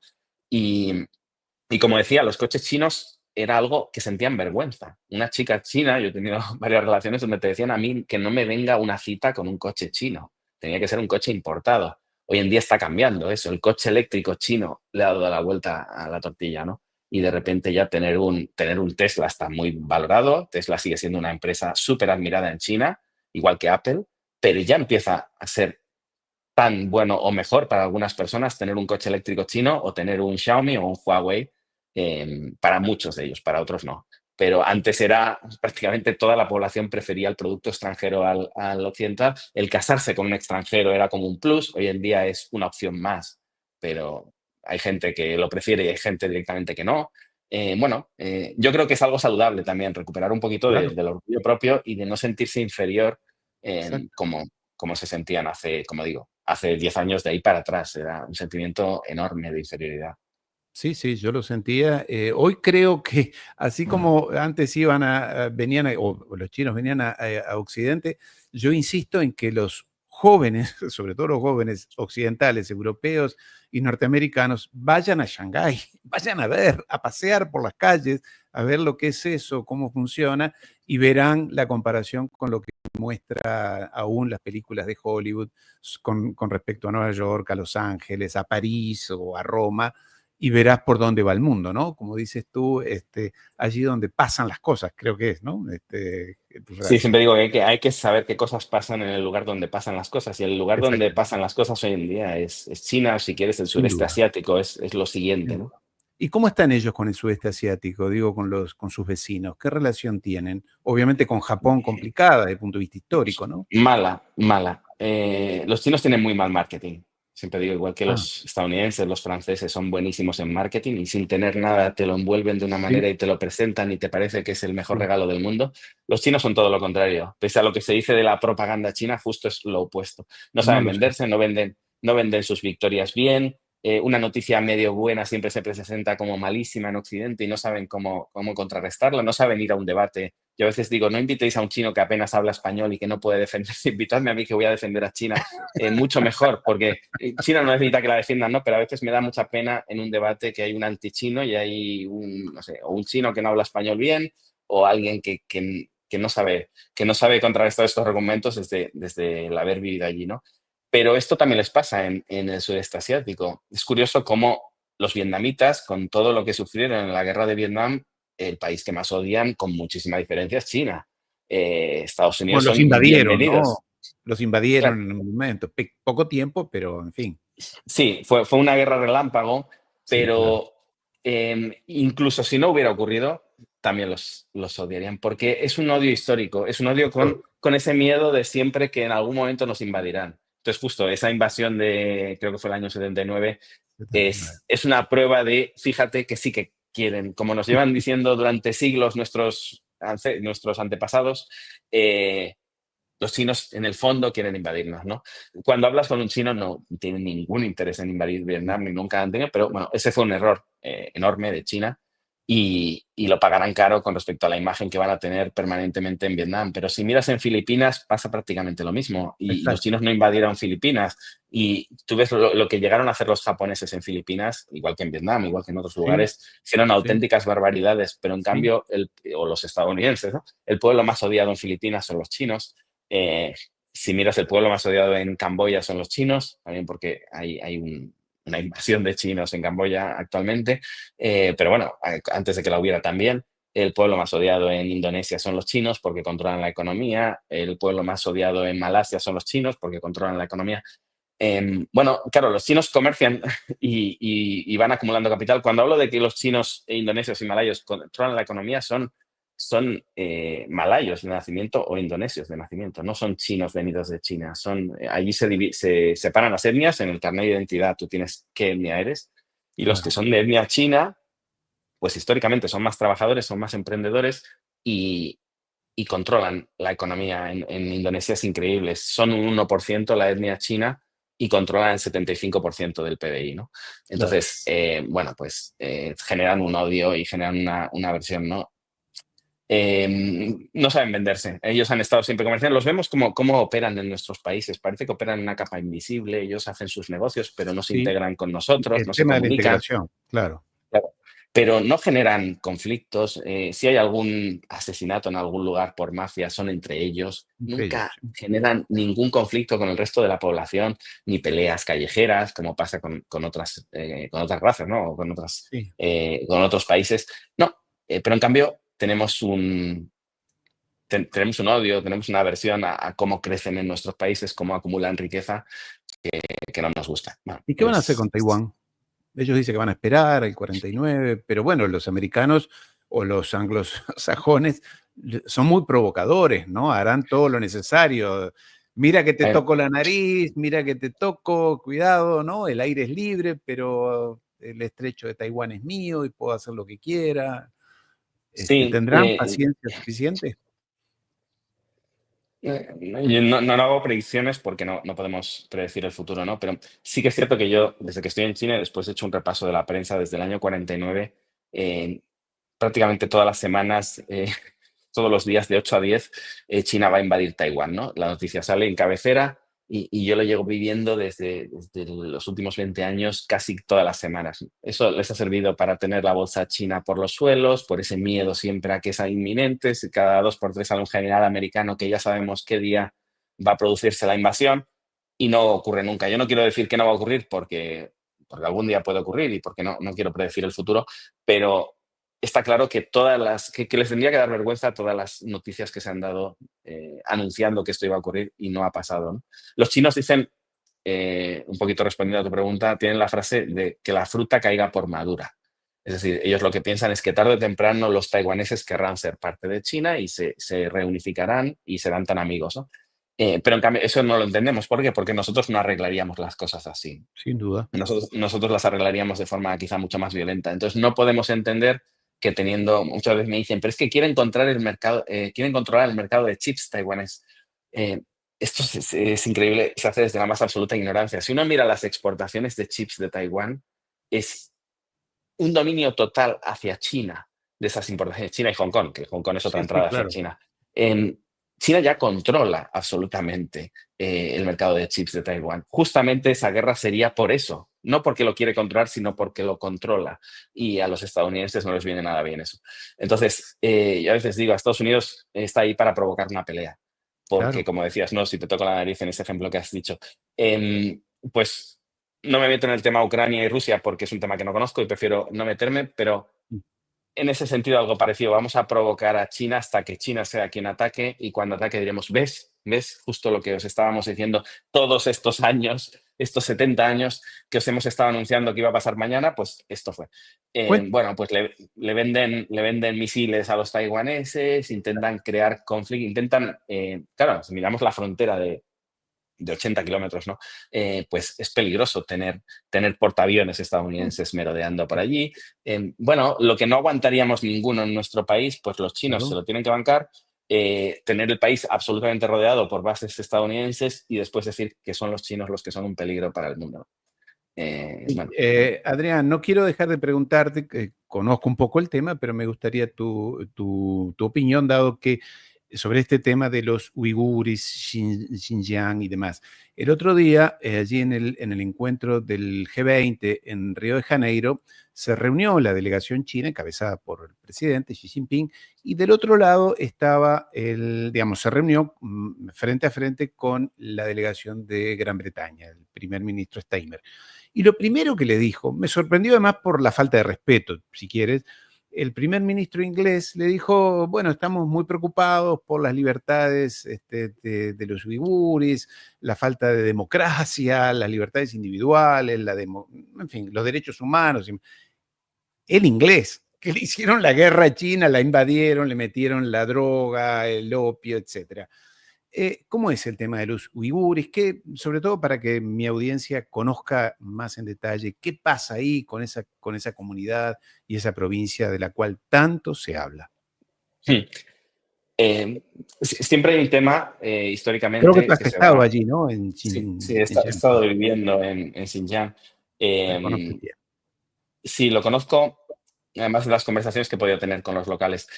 Es cierto que han pasado muchas cosas en Xinjiang, es cierto. Ha habido, es de donde salen una serie de terroristas que han hecho atentados en China y el ejército chino, cuando ha represaliado, lo ha hecho con todo.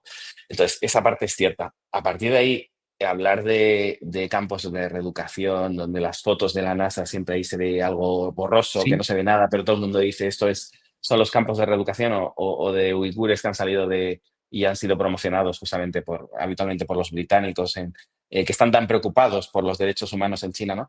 Cuando no han sido antes de los uigures, eran los tibetanos. Siempre hay algo que China hace mal y que no pasa nada más en el mundo que lo que ocurre en China, ¿no? Y parece que es la noticia de todos los días. Yo, por ejemplo, con el tema del trabajo esclavo, que me hace mucha gracia, suelo decir que justamente el trabajo esclavo, la prueba de que no hay trabajo esclavo en China es que las empresas estadounidenses se marcharon eh, porque ya no podían contratar a esos esclavos, ¿no? Cuando te decía que trabajaron niños en China era cuando producía Nike en China y era cuando producía IA. Justamente que ahora esas marcas digan nosotros no trabajamos en China por el trabajo esclavo. No, no, justamente ustedes se han ido de China porque ya no a pueden contratar a Bangladesh. sus esclavos. Exacto, no se han ido al centro de Londres o al centro de París, se han ido a Bangladesh, a Camboya, donde todavía hoy pueden tener trabajo esclavo, ¿no? Entonces, es tan gracioso que ahora se acuse a China de trabajo esclavo cuando está claro que técnicamente ya se ha demostrado que el trabajo esclavo es ineficiente, además, desde el punto de vista de la operatividad. Es decir, es más, siendo, incluso si fuera algo bueno, es ineficiente porque un trabajador pagado, su nivel de eficiencia de productividad es mucho más alto que un esclavo, ¿no? Entonces, desde el punto de vista de la eficiencia, y los chinos miden la eficiencia al milímetro, sería estúpido hacerlo así, ¿no? Pero bueno, se envió una delegación con Bachelet a la cabeza, de hecho, Sí, bueno, que la crucificaron por decir que no había visto nada y que los chinos le habían abierto las puertas de todo y que no se podía sustentar ninguna de las acusaciones que hacían contra China, pero esa noticia cae en la página 163 claro. y se sigue explicando, ¿no? Del tema del trabajo esclavo uigur. Bueno, es parte de la mala prensa con la que China tiene que lidiar. Como digo, no tiene buen marketing, no tiene buenos propagadores de noticias chinas que puedan combatir contra eso y siguen siendo víctimas de esta propaganda. Adrián, te adelanté que hay un amigo que te conoce, que es español, que conoce, creo que bastante bien China y que ha participado en algunas charlas conjuntas que hemos tenido en la cadena Negocios TV, que es Fernando Moragón. ¿Cómo estás, Fernando? Hola, Ariel. Bueno, un placer poder hablar directamente con Adrián, porque yo soy un gran admirador y un fan. Yo le descubrí por casualidad, por ahí, por las redes y tal, y cuando vi en Twitter y luego en YouTube y tal, y he aprendido una barbaridad. Y yo soy el aprendiz, él es el que sabe de verdad. Yo estaba allí varias veces y tal, pero nada. Y justo me di cuenta, porque hay muchos grandes expertos en China que luego no son tan expertos. En España tenemos un montón, las universidades están llenas. Además han salido así de por la buena, ¿no? Pero bueno.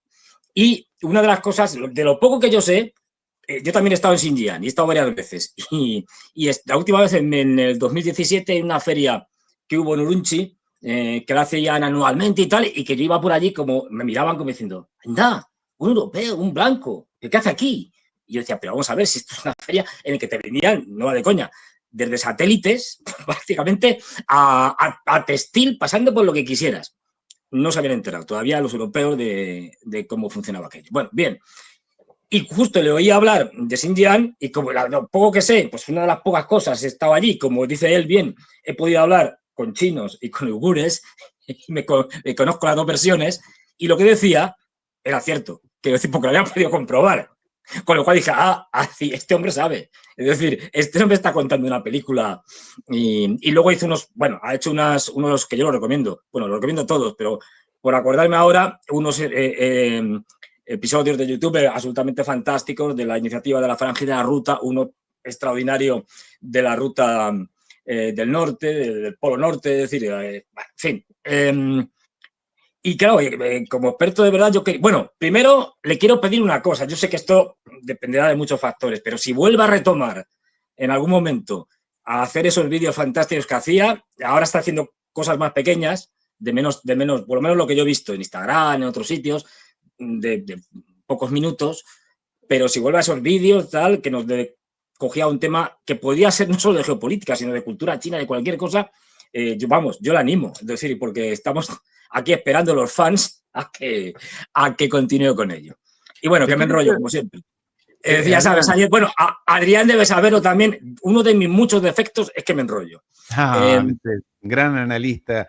Pero quería No, preguntarle algo más, Adrián, antes de despedirlo. sí. Es, Adrián, ¿qué Europa? ¿Europa sigue siendo importante, tan importante para China como lo era hasta hace 2 años, en que Merkel, Italia, firmaron acuerdos, bueno, participar en la ruta de la seda y acuerdos comerciales? ¿Cómo está esa relación con Europa? Y quería preguntarte también, porque me quedó en el tintero, la relación con China, perdón, con Rusia, que, como tú decías, muy confrontativa con varios países, y uno de ellos era con Rusia, y hoy es todo amor y paz entre rusos y chinos. ¿Va a durar eso? Bueno, antes de nada, saludar a Fernando, que no te saludaba al entrar, y te agradezco muchísimo las palabras que siempre tienes de amabilidad conmigo. Me llena de orgullo el escucharte y te lo agradezco muchísimo, no sabes cuánto. Y respondiendo a tu pregunta, Ariel, empiezo por el final. Yo suelo decir que los rusos y los chinos se han llevado mal históricamente. Esto nos lo han explicado muy mal. Yo en el colegio, al menos a mí me lo explicaron muy mal. En la Guerra Fría nos explicaban que había un trozo del mapa azul y un trozo del mapa rojo, y como el trozo del mapa azul todos seguíamos lo que decía Estados Unidos, pues en el trozo de mapa rojo todos debían seguir lo que decía Moscú. Y cuando uno investiga China, investiga un poquito más a fondo, se da cuenta de que no, de que se llevaban a matar chinos y soviéticos, ¿no? Y esto hasta a día de hoy. Es cierto que los estadounidenses, la OTAN y Europa, por seguidismo, estamos intentando que dos enemigos íntimos eternos se lleven bien, y estamos esforzándonos todo lo que podemos para que se lleven bien, ¿no? Y al final los chinos y los rusos, que son bastante pragmáticos, sobre todo por el lado chino, pero también a día de hoy por interés por el lado ruso, están diciendo, bueno, pues nos podemos llevar a matar, pero tenemos enemigos comunes y a lo mejor en algún momento tenemos intereses puntuales comunes, ¿no? Y yo a veces digo, tienen un enemigo común, ¿no? Más los rusos que los chinos, pues los chinos intentan comerciar con Estados Unidos, y yo pienso que los chinos tienen claro que les interesa que a Estados Unidos le vaya bien, igual que a Estados Unidos le debería interesar que a China le vaya bien, A veces esto de que nos ponemos la camiseta de los equipos de fútbol, nos olvidamos de que a todo el mundo le debería interesar que a todo el mundo le vaya bien y no odiarnos, pero yo, por ejemplo, uniéndolo con lo que decías de la ruta de la seda, los países que iba conquistando China a través de la ruta de la seda, a través de abrir rutas de comercio. Yo cuando estaba justamente viviendo en Xinjiang, estaba ahí por la ruta de la seda cuando aún era un proyecto secreto, aún no había salido a la luz. Y cuando nos unimos con Kazajstán, de repente lo que veías era un país que tienen 800 kilómetros de frontera y que apenas había importaciones y exportaciones entre ellos. Yo me iba a un restaurante en Almaty y me miraba las lámparas, me pillaba el camarero dándole la vuelta a la lámpara y me decía, ¿qué haces? Y yo, no, es que estoy mirando a ver de dónde está producido esto. Y veía Made in China. Y yo decía, ¿cómo es posible que estas cosas vengan de China? La lámpara, los vasos. Le daba la vuelta a las tazas, iba mirándolo todo para ver dónde estaba el Made in. Y decía, ¿y vosotros no lo traéis de China? Me decían, no, lo traemos todo de Rusia. Y yo decía, es curioso, ¿no? Otros países que comparten tanta frontera y hay una triangulación. Los rusos se lo compran a los chinos y se lo venden a los kazajos. Y eso es lo que consiguió China, empezar a venderle a kazajos, a uzbecos. Entonces, lo que fui viendo es cómo China le iba comiendo terreno, no a Estados Unidos ni a Europa, le iba comiendo terreno a Rusia. Le iba al patio trasero de Rusia, era donde China iba avanzando y donde, exactamente de ahí, justamente en el punto ahí donde estás ahora mismo, ahí es donde vivía yo, justo en la frontera, que es una ciudad que se llama Jorgos, exacto, en chino es Huergos, y ahí es por donde pasa todo el tema de la ruta de la seda. Y lo que ha conseguido China es comerle terreno como poder blando a través del comercio a un poder duro, que es Rusia, que solo mantenía su preponderancia militarmente, exactamente igual que Estados Unidos, ¿no? Entonces, es curioso cómo Rusia ha visto pasar a China como las vacas que ven pasar al tren y no pueden hacer nada, ¿no? Se los ha llevado por delante el comercio chino, ¿no? Y esto igual que le ha comido el patio trasero de Estados Unidos a Estados Unidos, en América, le ha comido el patio trasero de Rusia a los rusos en Centroasia, ¿no? Y es el objetivo de China, ir avanzando comercialmente y convertirse en el máximo socio comercial de todos los países del mundo, ¿no? Ese es el objetivo. Con respecto a Europa, yo realmente, a veces me dicen, es que no entendemos a los chinos en una negociación, ¿no? Yo a veces les digo, yo entiendo a los chinos perfectamente. A los 2 segundos de la negociación ya sé lo que quieren, cómo firmar el acuerdo y tal. A quien no entiendo ahora es a los occidentales, ¿no? Llevo demasiado tiempo en China y yo me meto en una reunión con occidentales y empiezo a sudar, ¿no? Porque ya no entiendo nada. Me dicen una cosa, pero pienso que están pensando otra. Entonces, realmente, ¿cómo piensa Europa? Pero si no se llevan bien entre ellos, si no hay un organismo común, cuando hay un organismo común lo que hace es más mal que bien. Entonces, yo realmente tampoco quiero hablar de cosas que no entiendo y, como digo, a Europa no la entiendo, pero sé que los chinos lo tienen muy difícil para tratar con los europeos porque, por ejemplo, con esta guerra, que tampoco me quiero meter porque es otro tema que no entiendo, pero ha sido muy, muy extraña la posición de Europa. Por lo menos lo que vimos desde China es que es una posición, por llamarlo de la forma más educada posible, extraña la posición de Europa, ¿no? Entonces, a los chinos les encantaría llevarse bien con Europa, comerciar lo máximo posible con Europa, exactamente igual que están intentando en África, en América, etcétera. Pero realmente la posición de Europa, que le encantaría llevarse bien con Rusia y con China, pero tiene que hacer lo que le dicen sus amos de Estados Unidos, a veces me cuesta entender también, sí. Entonces, ¿hay amor entre Xi Jinping y Putin?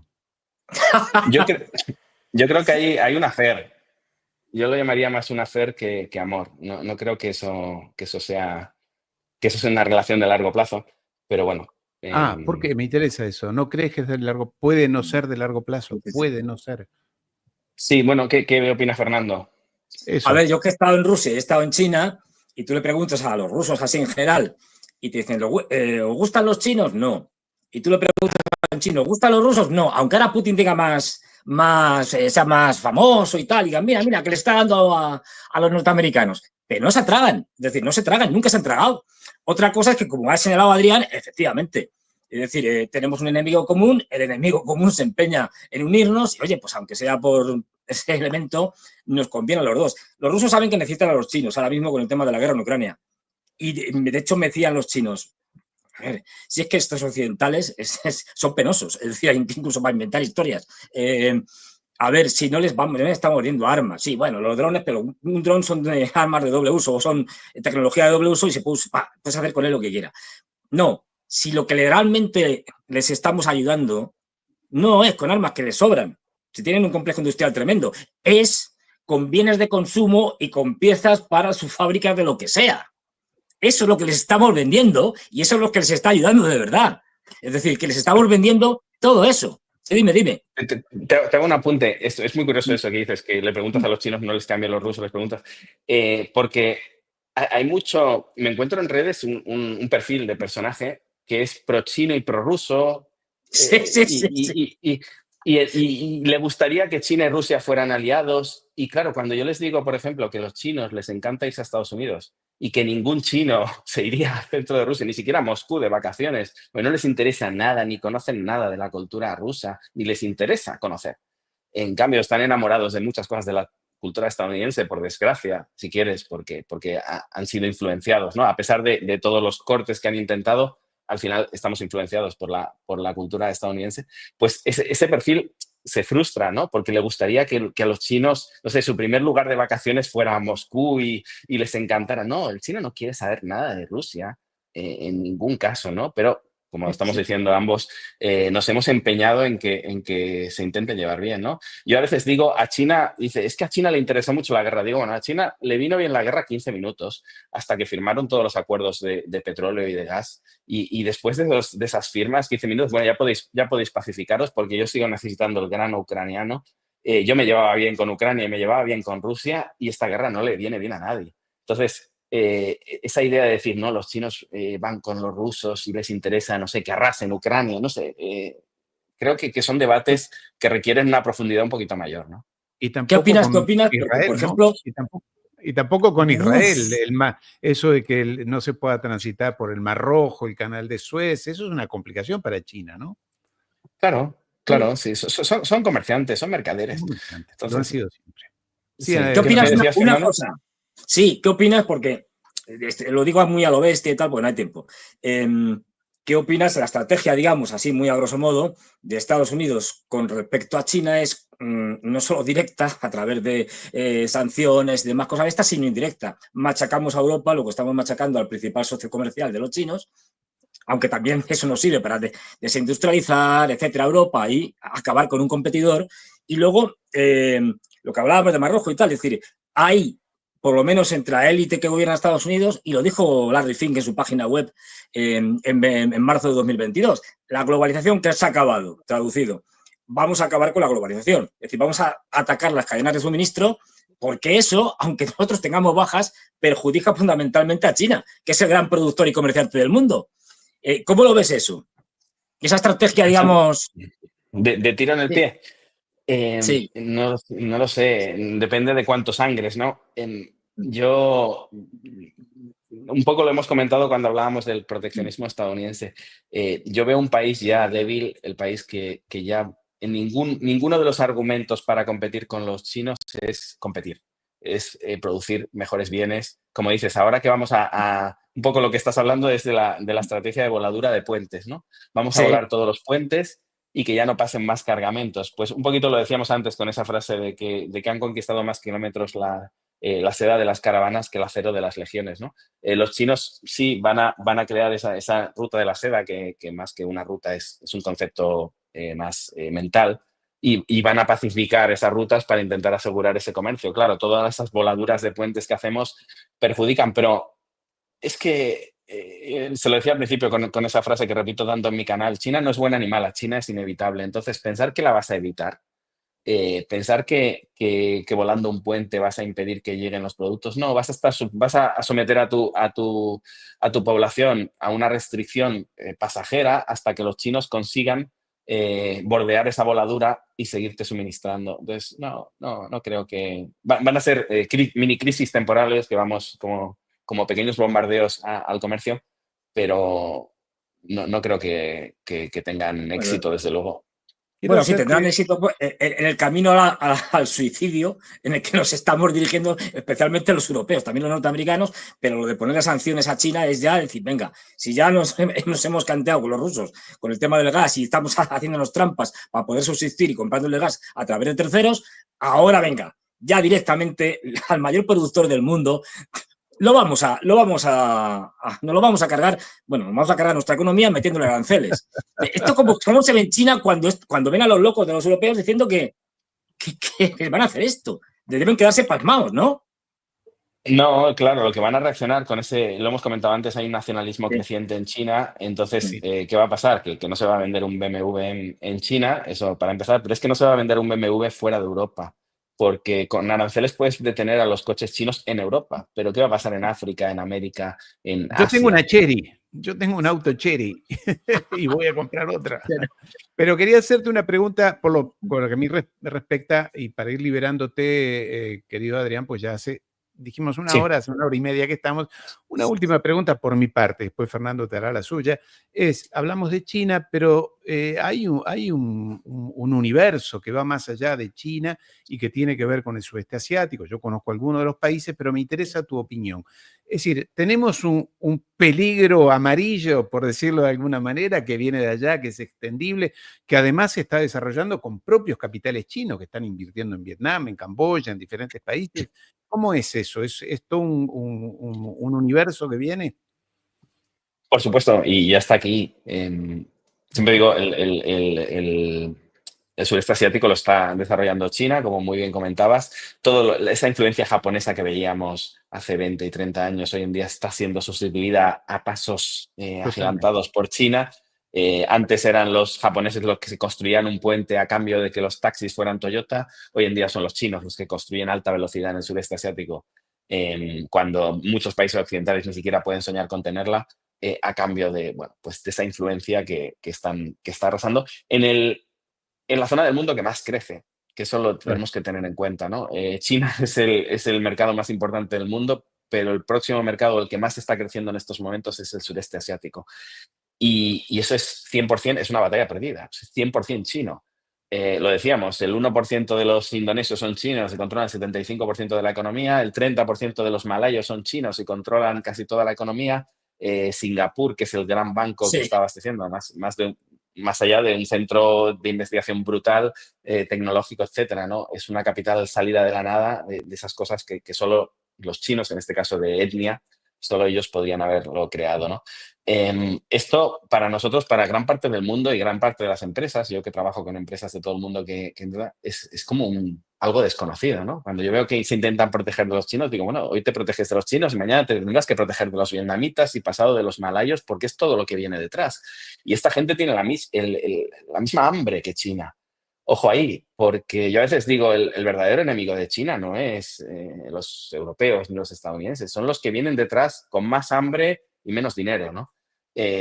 Tú ves a los vietnamitas, a mí me gusta mucho Vietnam porque es China hace 20 años, ¿no? Igual que yo a veces les digo a los europeos vengo del futuro, a los vietnamitas también les digo vengo del futuro, porque me encuentro las mismas cosas y cuando me encuentro un occidental en Vietnam, que lleva a lo mejor 5 años viviendo en Vietnam, y me cuenta los problemas que tiene, son los mismos problemas que me contaba un occidental cuando vivía en China hace 20 años, ¿no? Y me dice, no, Adrián, esto no va a crecer por la corrupción. Digo, sí, lo mismo me decían con China, Sí, claro, no va a claro. crecer por las mafias o por no sé qué, o por, no sé, el descontrol que hay esto, la falta de normativas. Y digo, todo lo que me estás contando es lo mismo. No, no, aquí hay un gobierno comunista. Y yo le decía, ¿tú has visto esa masajista trabajando 16 horas sin parar, siendo explotada por su jefe? ¿Le vas a hablar de plusvalías a esta moza? Digo, no, no, no, a esta explícale lo que es el comunismo. Digo, es exactamente las mismas cosas que me explicaban de China hace 20 años, me las estáis contando de Vietnam. Y eso me parece positivo. Es decir, si no lo hacen mal, y me parece que Vietnam lo está haciendo extraordinariamente bien, va a ser una potencia con su tamaño, ¿no? Son 100 millones, no son 1.500 millones. Son 100 millones, pero son 100 millones, ojo. Entonces, igual que Vietnam, hay otros que lo están haciendo relativamente peor, pero a veces, por ejemplo, yo me encuentro también, los extranjeros que viven en Tailandia son muy críticos con Tailandia. Y yo les digo, dame una alternativa a Tailandia. O sea, cuando este país dices que va mal, compáralo con Francia, compáralo con Italia, y de repente te das cuenta que este país va como un tiro. Es decir, claro, si lo comparas con otro competidor de la región, en la región más competitiva del mundo, a veces te sale un país peor que Pero otro, ¿no? sin embargo, tú dices que la India no va a llegar a ser China. Te he escuchado decir eso. Es que nadie va a llegar a ser China, Ah, esto mira. en términos generales, pero la India es un desastre tan absoluto que a mí me cuesta. Mire, yo pensaba que a mí me encantaba, cuando yo llegué a China hace 20 años, me fui al interior porque a mí la China digamos, de las grandes ciudades se me quedaba demasiado occidental, para que te hagas una idea. Y yo me tenía que ir al interior y después me fui a Camboya y me fui a los lugares más recónditos, porque yo decía, el caos absoluto, aquí es donde hay más crecimiento. Bueno, yo pensaba que no tenía límite hasta que llegué a India. Y en India descubrí, vale, este es mi límite. Aquí ya no puedo vivir yo. Y dije, no, A mí también me ha sorprendido la India. claro. No, Pero era es como, curioso, bueno, ¿no? claro. Es Pero curioso porque tú hablas yo de me creía Vietnam y demás. inmortal. Sí, Claro. yo me creía inmortal hasta que llegué a India. En la India vi todas mis falencias y dije, vale, este es mi punto débil, hasta aquí. Y yo no veo... ¿Qué es lo que es- te frena ahí? ¿Qué es lo que te parece más chocante? Y ya te dejo la palabra, Fernando, disculpa. No, no, tranquilo. no sé, es un caos que yo no le veo una tendencia ascendente. Yo en Camboya veía un caos con tendencia ascendente, en Vietnam súper ascendente, en Bueno, Tailandia. son países Eh, comunistas, ¿no? Quizás eso, el Estado Bueno, centralizado. Pero es que ese comunismo no, nada que ver con lo que hemos Sí, estudiado claro. en los Sí, libros. sí, lo sé, lo sé. Entonces, en India, de hecho, yo creía, digo, este es el capitalismo perfecto, porque tienes a castas, por lo Sí, tanto, o sea, el problema del capitalismo es que los obreros se enriquecen. Y entonces el país, el problema del capitalismo, fíjate cómo estoy pensando, ¿no? En India no, en India tienes el capitalismo perfecto, es decir, esta gente siempre estarán abajo, siempre lo poder explotar, con lo que voy a crecer brutalmente. Es un desastre absoluto. Entonces, yo me acuerdo de pasar por las autopistas y ver a 5 tipos en un peaje y decir, ¿pero por qué hay 5 personas aquí? Y dice, no, porque hay que promover el trabajo. Explicaciones que no tienen, o sea, me parece que estamos en el siglo XVII. Claro, no no. le veo, no le veo a corto plazo, a medio plazo no se sabe. Tienen grandes matemáticos, tienen unos programadores increíbles. Sí, Hoy sí. estaba hablando del sector médico, brutal, todas las farmacéuticas y todas las empresas que pueden Farmacéuticos. prosperar Sí. allí, fantástico. Pero el país en general, esa subida consolidada que ha conseguido China, lo que decíamos, ¿no? Esos 1.000 millones de chinos que pasaron a las ciudades sin crear delincuencia, sin crear conflictos sociales, y que todos prosperaron y hicieron crecer. Eso es un milagro inexplicable. Antes Fernando le explicaba que en Europa vienen 30.000 personas nuevas a Madrid o a Barcelona y se genera un caos. Y en China estamos hablando de 1.000 millones que se unieron a las grandes ciudades. Y entonces me hablan de la burbuja inmobiliaria y digo, pero ¿vosotros sabéis lo que han hecho los chinos? Digo, la burbuja, en caso de existir, yo la justifico absolutamente. Es una hija de su tiempo. Es que poco les ha pasado a los chinos con el milagro que hicieron de mover 1.000 millones de personas. Lo decimos muy rápido, pero es una auténtica barbaridad. Y que no faltaran escuelas, que no faltara alcantarillado, que no faltara seguridad, que no faltara nada. Pareció un crecimiento orgánico perfecto, ¿no? Eso en India es todo lo contrario, ¿no? Es un caos irrecuperable para mí. Por mi parte, te saludo, querido Adrián, te libero. Fernando, ¿tú quieres sí, muy rápidamente, una porque si pregunta, no, no, comentar pues, algo? es decir, a ver, dos cosas así muy a lo bestia. Cuando hablo allí, cuando voy a China y tal, y hablo con los chinos más o menos que están metidos en esto, una de las, y digo, ¿cuál es el principal problema económico que tenéis? Me suelen responder siempre lo mismo.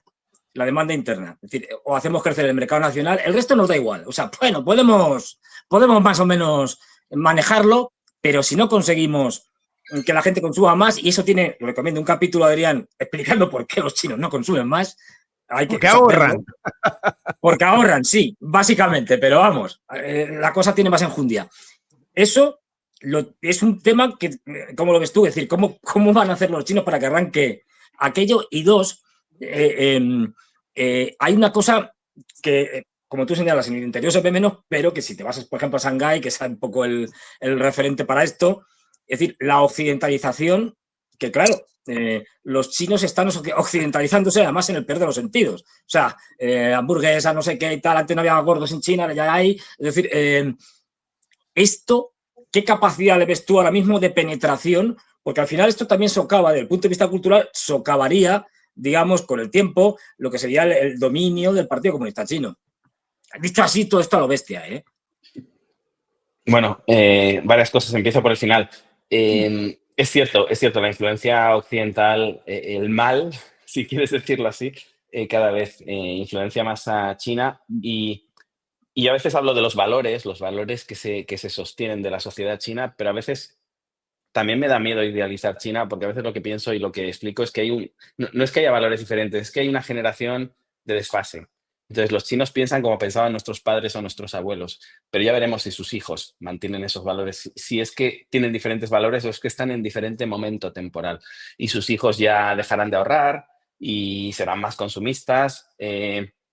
y les gustará el ocio más y veremos otro tipo de China, ¿no? Dicho esto, y voy a la primera pregunta, eh, a mí me parece que el gobierno chino le ha tocado la lotería con sus ciudadanos, con un pueblo que ahorra el 50% de lo que gana y en las peores condiciones posibles ahorran el 50% de lo que gana. Es decir, cuando no tenían nada, ahorraban el 50% de nada.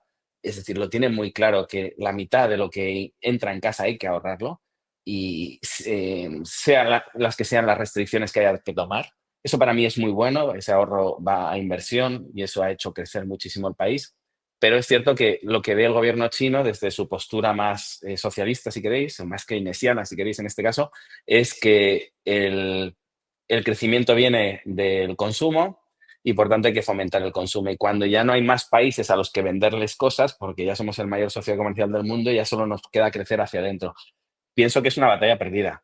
Es decir, el gobierno chino está intentando todo para cambiar el ADN de 4.000 años de historia de los chinos. Creo que no se puede hacer eso, o como mínimo no se puede hacer a 20 años vista, quizás se puede hacer a 100 años vista. Están creando un estado de bienestar que no existía en China para ver si les aseguramos a los chinos que yo cuidaré de ellos cuando sean mayores, consigo que se vuelvan tan irresponsables como lo son los europeos, que ya se arriesgan más y consumen más porque saben que si les va mal, papá Estado estará ahí detrás para cuidar de ellos. Eso no existía en China. Entonces, todos los chinos tienen en la cabeza que si a mí me va mal, nadie cuidará de mí, porque el Estado jamás ha existido en China. Esto es algo que a veces tengo que repetir y recalcar para que se entienda la función del Estado en China. El Estado jamás ha cuidado de sus ciudadanos. Por tanto, el chino tiene que ahorrar todo lo que gana por si me pongo malo, pues, si me pongo enfermo, por si llego a mayor y mis hijos no cuidan de mí, que gran parte de esa inversión es la inversión en el niño, que esa fue una de las piezas más sangrantes de la historia de China, que es la ley del hijo único. ¿Por qué? Porque me quitaba balas de mi inversión. Si pensamos que cualquier buen inversor tiene que diversificar, la mayor inversión de un chino, que es en sus hijos, para que le cuiden cuando él sea mayor en un estado en el que no había jubilaciones, me has quitado todas las balas. Si mi hijo se muere con 40 años, ya nadie va a cuidar de mí. Entonces, eso es lo que está pensando un chino cuando está ahorrando, en su jubilación, en una enfermedad, etcétera, ¿no? O cuando es más joven, en pagarle la universidad a mi hijo, justamente pensando en las otras dos variables. Claro, para cambiar eso, ya digo, no vale con 20 años, se necesitan 60, 80, 100 años. ¿Por qué? Porque tengo yo como adulto que ver que el Estado ha cuidado de mi padre o de mi abuelo y yo ya no he tenido que cuidar de él para que yo me empiece a relajar en mi ahorro. Claro. Entonces, claro, ¿cuánto tiempo tiene que pasar de eso? Entonces, ¿y cuál es el coste? Porque el Estado chino ha funcionado muy bien justamente y ha estado muy poco endeudado justamente porque no existía el Estado social. Es decir, el Estado chino tiene sus compromisos libres. Muchas veces se habla de deuda sobre PIB. No se debería hablar de deuda sobre PIB, se debería hablar de deuda sobre presupuesto y concretamente sobre presupuesto no comprometido. El problema de los países occidentales es que el presupuesto está absolutamente comprometido, por tanto, no me sirve de nada que me digas deuda sobre PIB si no puedes destinar el PIB a pagar la deuda, ni siquiera destinar el presupuesto del Estado a pagar la deuda, solo la parte de presupuesto no comprometido. China tiene un presupuesto no comprometido enorme, por eso no es nada preocupante la deuda china, pero si empezamos a crear estado de bienestar, eso es presupuesto comprometido. Es decir, si te comprometes a garantizarle una jubilación a toda la gente mayor, a 1.500 millones de personas, todo ese presupuesto no lo vas a poder destinar a otras cosas con las que juegas a manipular la economía, ¿no? Entonces, toda esta parte me parece que es una inversión muy a largo plazo, empezar a pagar jubilaciones e intentar cambiar, para que quizá dentro de 40 o 50 años el público chino cambie de chip y diga, ya nos podemos relajar y ahora podemos irnos a la playa y a gastar en viajes y en consumo, porque si nos va mal, papá Estado cuidará de nosotros. Esos son los europeos, esos no son los chinos. Bueno, querido Adrián, hemos estado un poco más de 1 hora y media. Yo te Nada, agradezco me tengo que ir, que infinitamente. tengo un evento justamente ahora en Buenos Aires y nada, pero ha sido un placer, ha sido fantástico poder asistir. Gracias, Fernando, también por entrar al final. Nada, no, Y gracias a ti por dejarme entrar. Es decir, Y que es un placer el poder un preguntarte honor, directamente. un honor haberte tenido aquí, Adrián. Bueno, buena suerte y quizás nos veamos en China pronto. No sé si tú estarás, yo creo que sí. ojalá nos veamos. Que Un vaya bien. saludo, Chao, amigo. chao. Hasta luego, Gracias. entonces. Fernando, tú y yo seguimos, si te parece. Vale, ahí al ataque. Eh, aprovechando que ya estamos aquí. Fernando, ¿cómo Dime, estamos? Bueno, interesante la charla, decirles a los amigos muy que interesante. Adrián Díaz es español, vive en China los últimos años, 20 años, es un promotor de negocios allí en China, hace negocios, conduce empresas, es un hombre de terreno empresario, de mundo empresario. Creo que tiene formación académica desde ya, pero es un hombre de terreno. Por eso el interés de conversar con él era para conocer directamente cómo es la realidad dentro de China y cómo se vive haciendo negocios en China y sobre todo qué concepción tienen ellos. Querido Fernando, porque claro, hoy, estos días, fue una de las primeras preguntas que yo le hice. Trump dijo que cuidado chinos, que los voy a sancionar a todos, les voy a poner aranceles, sanciones y a los chinos y a los mexicanos y a los canadienses. Ya no Y a los sabe con quién europeos, más. Bueno, a los todos, europeos, a todos, nos va a a los poner a europeos ya todos. los tiró, Sí, se sí. los va a tirar a la hoguera rusa. Le dijo a Putin, enciende la hoguera que ahí te mando a los europeos. ¿Y cómo ves esto de Trump poniendo aranceles y sanciones antes de llegar al gobierno, ¿no? Lo que decíamos antes, bueno, lo hemos dicho otras veces. Vale, ahora Trump se puede permitir decir pues todo lo que quiera, prácticamente como cuando estaba en campaña, porque como todavía no es presidente, hasta que no tome oficialmente el cargo el 20 de enero, pues bueno, de hecho ya se le ha caído la propuesta, que no olvidemos que todos los que están ahora mismo siendo, digamos, nominados por Trump, por el momento son propuestas, y de hecho el que iba a ser creo que el secretario de Justicia, pues como salió muy machista el hombre, pues ha tenido que decir que no y ha nombrado a otro, que no son vamos, que son nominaciones, que luego ya se verá. O sea que, bueno, ahora Trump está jugando, tanteando, tirando mucho globo sonda, a ver qué pasa, ¿no?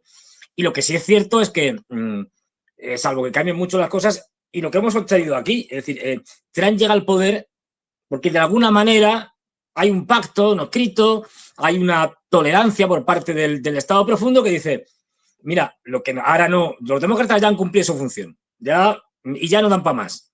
Ahora toca Trump, porque si queremos hacerle daño a los chinos y también seguir haciéndole daño a los europeos, a los rusos es que era muy difícil. Quiero decir, por lo menos a corto medio plazo, la cosa no va a ir a mucho más. Y su objetivo ahora mismo fundamental es terminar de hundir Europa, eso está claro. No hay que ver más las barbaridades que están soltando los líderes europeos. Hoy miraba por encima y tal. La Comisión Europea y tal, creo que ha sido, lo que han dicho, no, más misiles, hay que mandarles más misiles y tal, hay que rearmar a Ucrania, no puede perder y tal. Bueno, venga, vamos ahí al suicidio, es decir, a que nos bombardeen más y tal. Mira que los rusos están haciendo todo posible y lo imposible por no hacer, por no seguir, por no escalar, ¿no? Y tiraron el misil famoso y hemos seguido, vamos, los ucranianos, es decir, nosotros, porque si no los ucranianos no lo harían, pero bueno, porque además somos nosotros, como dijo Putin, ¿no? Así que los que lo manejan son los europeos y los norteamericanos. Pues han seguido lanzándoles ahí más de estos, Storm Shadow y demás. Y los rusos están continuando diciendo, joder, a ver si lo digieren, el mensaje que les hemos mandado ha sido bastante claro, a ver si se dan cuenta. Pues nada, seguimos en ello. Y tendrán que darnos, no les queda más remedio que tendrán que responder y darnos otro mensaje. Ya veremos cómo nos lo dan, a ver si nos enteramos. Pero bueno, con todas estas chifladuras, lo que tú decías, Trump, ahora ya digo, bueno, a ver, y luego ya sabemos cómo es Trump, un tipo que explosivo, impulsivo y que además sabe que él puede jugar con ello desde el punto de vista propagandístico. Y cuando dice, voy a ver a Putin y en 24 horas, en cuanto sea presidente, yo hablo con él y digo, mira, Vladimiro, vente para acá, que te voy a contar unas cuantas cosas y esto lo arreglamos entre los dos. Esto es propaganda. Y eso hasta él mismo lo sabe, que no es cuestión de pegarle un toque a Vladimiro. Pero vamos, Putin, pero vale, esto forma parte del espectáculo. Y tú lo conoces mejor que yo. El carácter de espectáculo que tiene la política norteamericana, pues es el mayor del mundo. Es que aquello tiene que ser un espectáculo, si no se vende, ¿no? Pero lo que sí va a hacer es que como tenemos que ir a por los chinos y rematar la faena con los europeos, pues Trump nos viene bien. Es decir, es el personaje, le dejaremos hacer algunas cosas, le dijéramos, bueno, venga, a ver, que Tulsi Gabbard cuando esté en la superagencia esta de espionaje y tal, a los 17 o 18 servicios secretos que tiene Estados Unidos, pues bueno, algunas cabezas que corte, venga, que ya no sirve para nada y tal, y que se cuelgue una medalla. Sí, sí. Pero eso sí, pero lo de los aranceles va a ser a todo el mundo, pues, como bien dices, pero a quien más daño va a hacer va a ser a los europeos. Y a los europeos nos va a poner unos aranceles que no veas. En una situación de absoluto vasallaje por parte de los líderes europeos en el que al final no vamos a hacer nada efectivo. O sea, no le vamos a contraatacar diciendo, nos pones aranceles, pues ahora te pongo yo. No. Haremos una cosa cosmética, pero es que tampoco tenemos ya poder. Quiero decir, ya no somos como China o como Rusia que decimos, que no haces esto, pues espérate. Ahora no te vendo tiras raras. Por ejemplo, los chinos, que ya lo hicieron una vez con Japón. Es decir, o los rusos ahora dicen, pues vamos a ver, ustedes ya no tienen ni petróleo ni gas, no tienen nada. Bueno, lo de Noruega, pero lo de Noruega no da para mucho. Pues nada, ahora de verdad se lo vamos a cortar. No ustedes que nos sancionan a nosotros diciendo que no nos lo compran y luego sí nos lo compran, pero nos lo compran por debajo cuerda y tal, porque si no es imposible, porque no hay. O sea, si tú excluyes el gas y el petróleo ruso, Europa no tiene capacidad para encontrar petróleo y gas en otros sitios, porque además le dicen, mire usted, es que ya no hay más. O sea, por el momento... Ya no queda más, ya no queda más. Ya no queda más. Fernando, sí. Esta transmisión ya lleva 2 horas. 2 horas. Hoy la vamos a abreviar, si te parece, vale. Y la seguimos tú y yo el jueves. Mañana miércoles vamos a hablar con una persona muy interesante. Voy a hablar con una persona muy interesante, que ¿quién? Es Riz. Tú no la conoces, una señora chilena que va a hablar de feminismo. Muy interesante. Es un tema pero le da un enfoque sumamente interesante. Así que les digo a los amigos que no se lo pierdan. Mañana vamos a hablar de feminismo, pero con un enfoque muy diferente. No es Soros y toda esta cosa. Es mucho más profundo, mucho más cultural, mucho más profundo. Eso es lo que quiero decir. Así que si te parece bien, Fernando, lo dejamos aquí y nos vemos el jueves con Juan Antonio Aguilar. De acuerdo, perfecto. Así te descansas, que ya después de 2 horas de... 2 horas, muchos amigos ya 2 horas, mucho trabajo. Y yo de paso vamos recuperando información porque ya adelantamos para el próximo jueves. Quedan 48 horas, y no quedan 48 menos. Años. Es decir, menos. Es decir, y el avance de los rusos es de tal calibre en la parte sur, es que por eso están diciendo estas cosas y tal, porque es que se van a encontrar dentro de 2 meses, y pues por eso Biden y compañía, los demócratas, están intentando provocar un lío muy gordo, pero muy gordo, cada vez estamos más cerca de una guerra nuclear. Esto, quiero decir, porque en el momento que se empieza a escalar, ya es muy difícil parar, incluso aunque estemos todavía en las etapas iniciales de esa escalada ya, que ha superado un determinado límite y que va a ir subiendo. Ojo, que la cosa está muy mal. Lo hablaremos el jueves y asumimos el compromiso. Lo dejo aquí como spoiler. Lo trataremos el jueves. Venga, un abrazo para todos, que me enrollo. Ariel, hasta luego. Y likes. Un abrazo, amigo.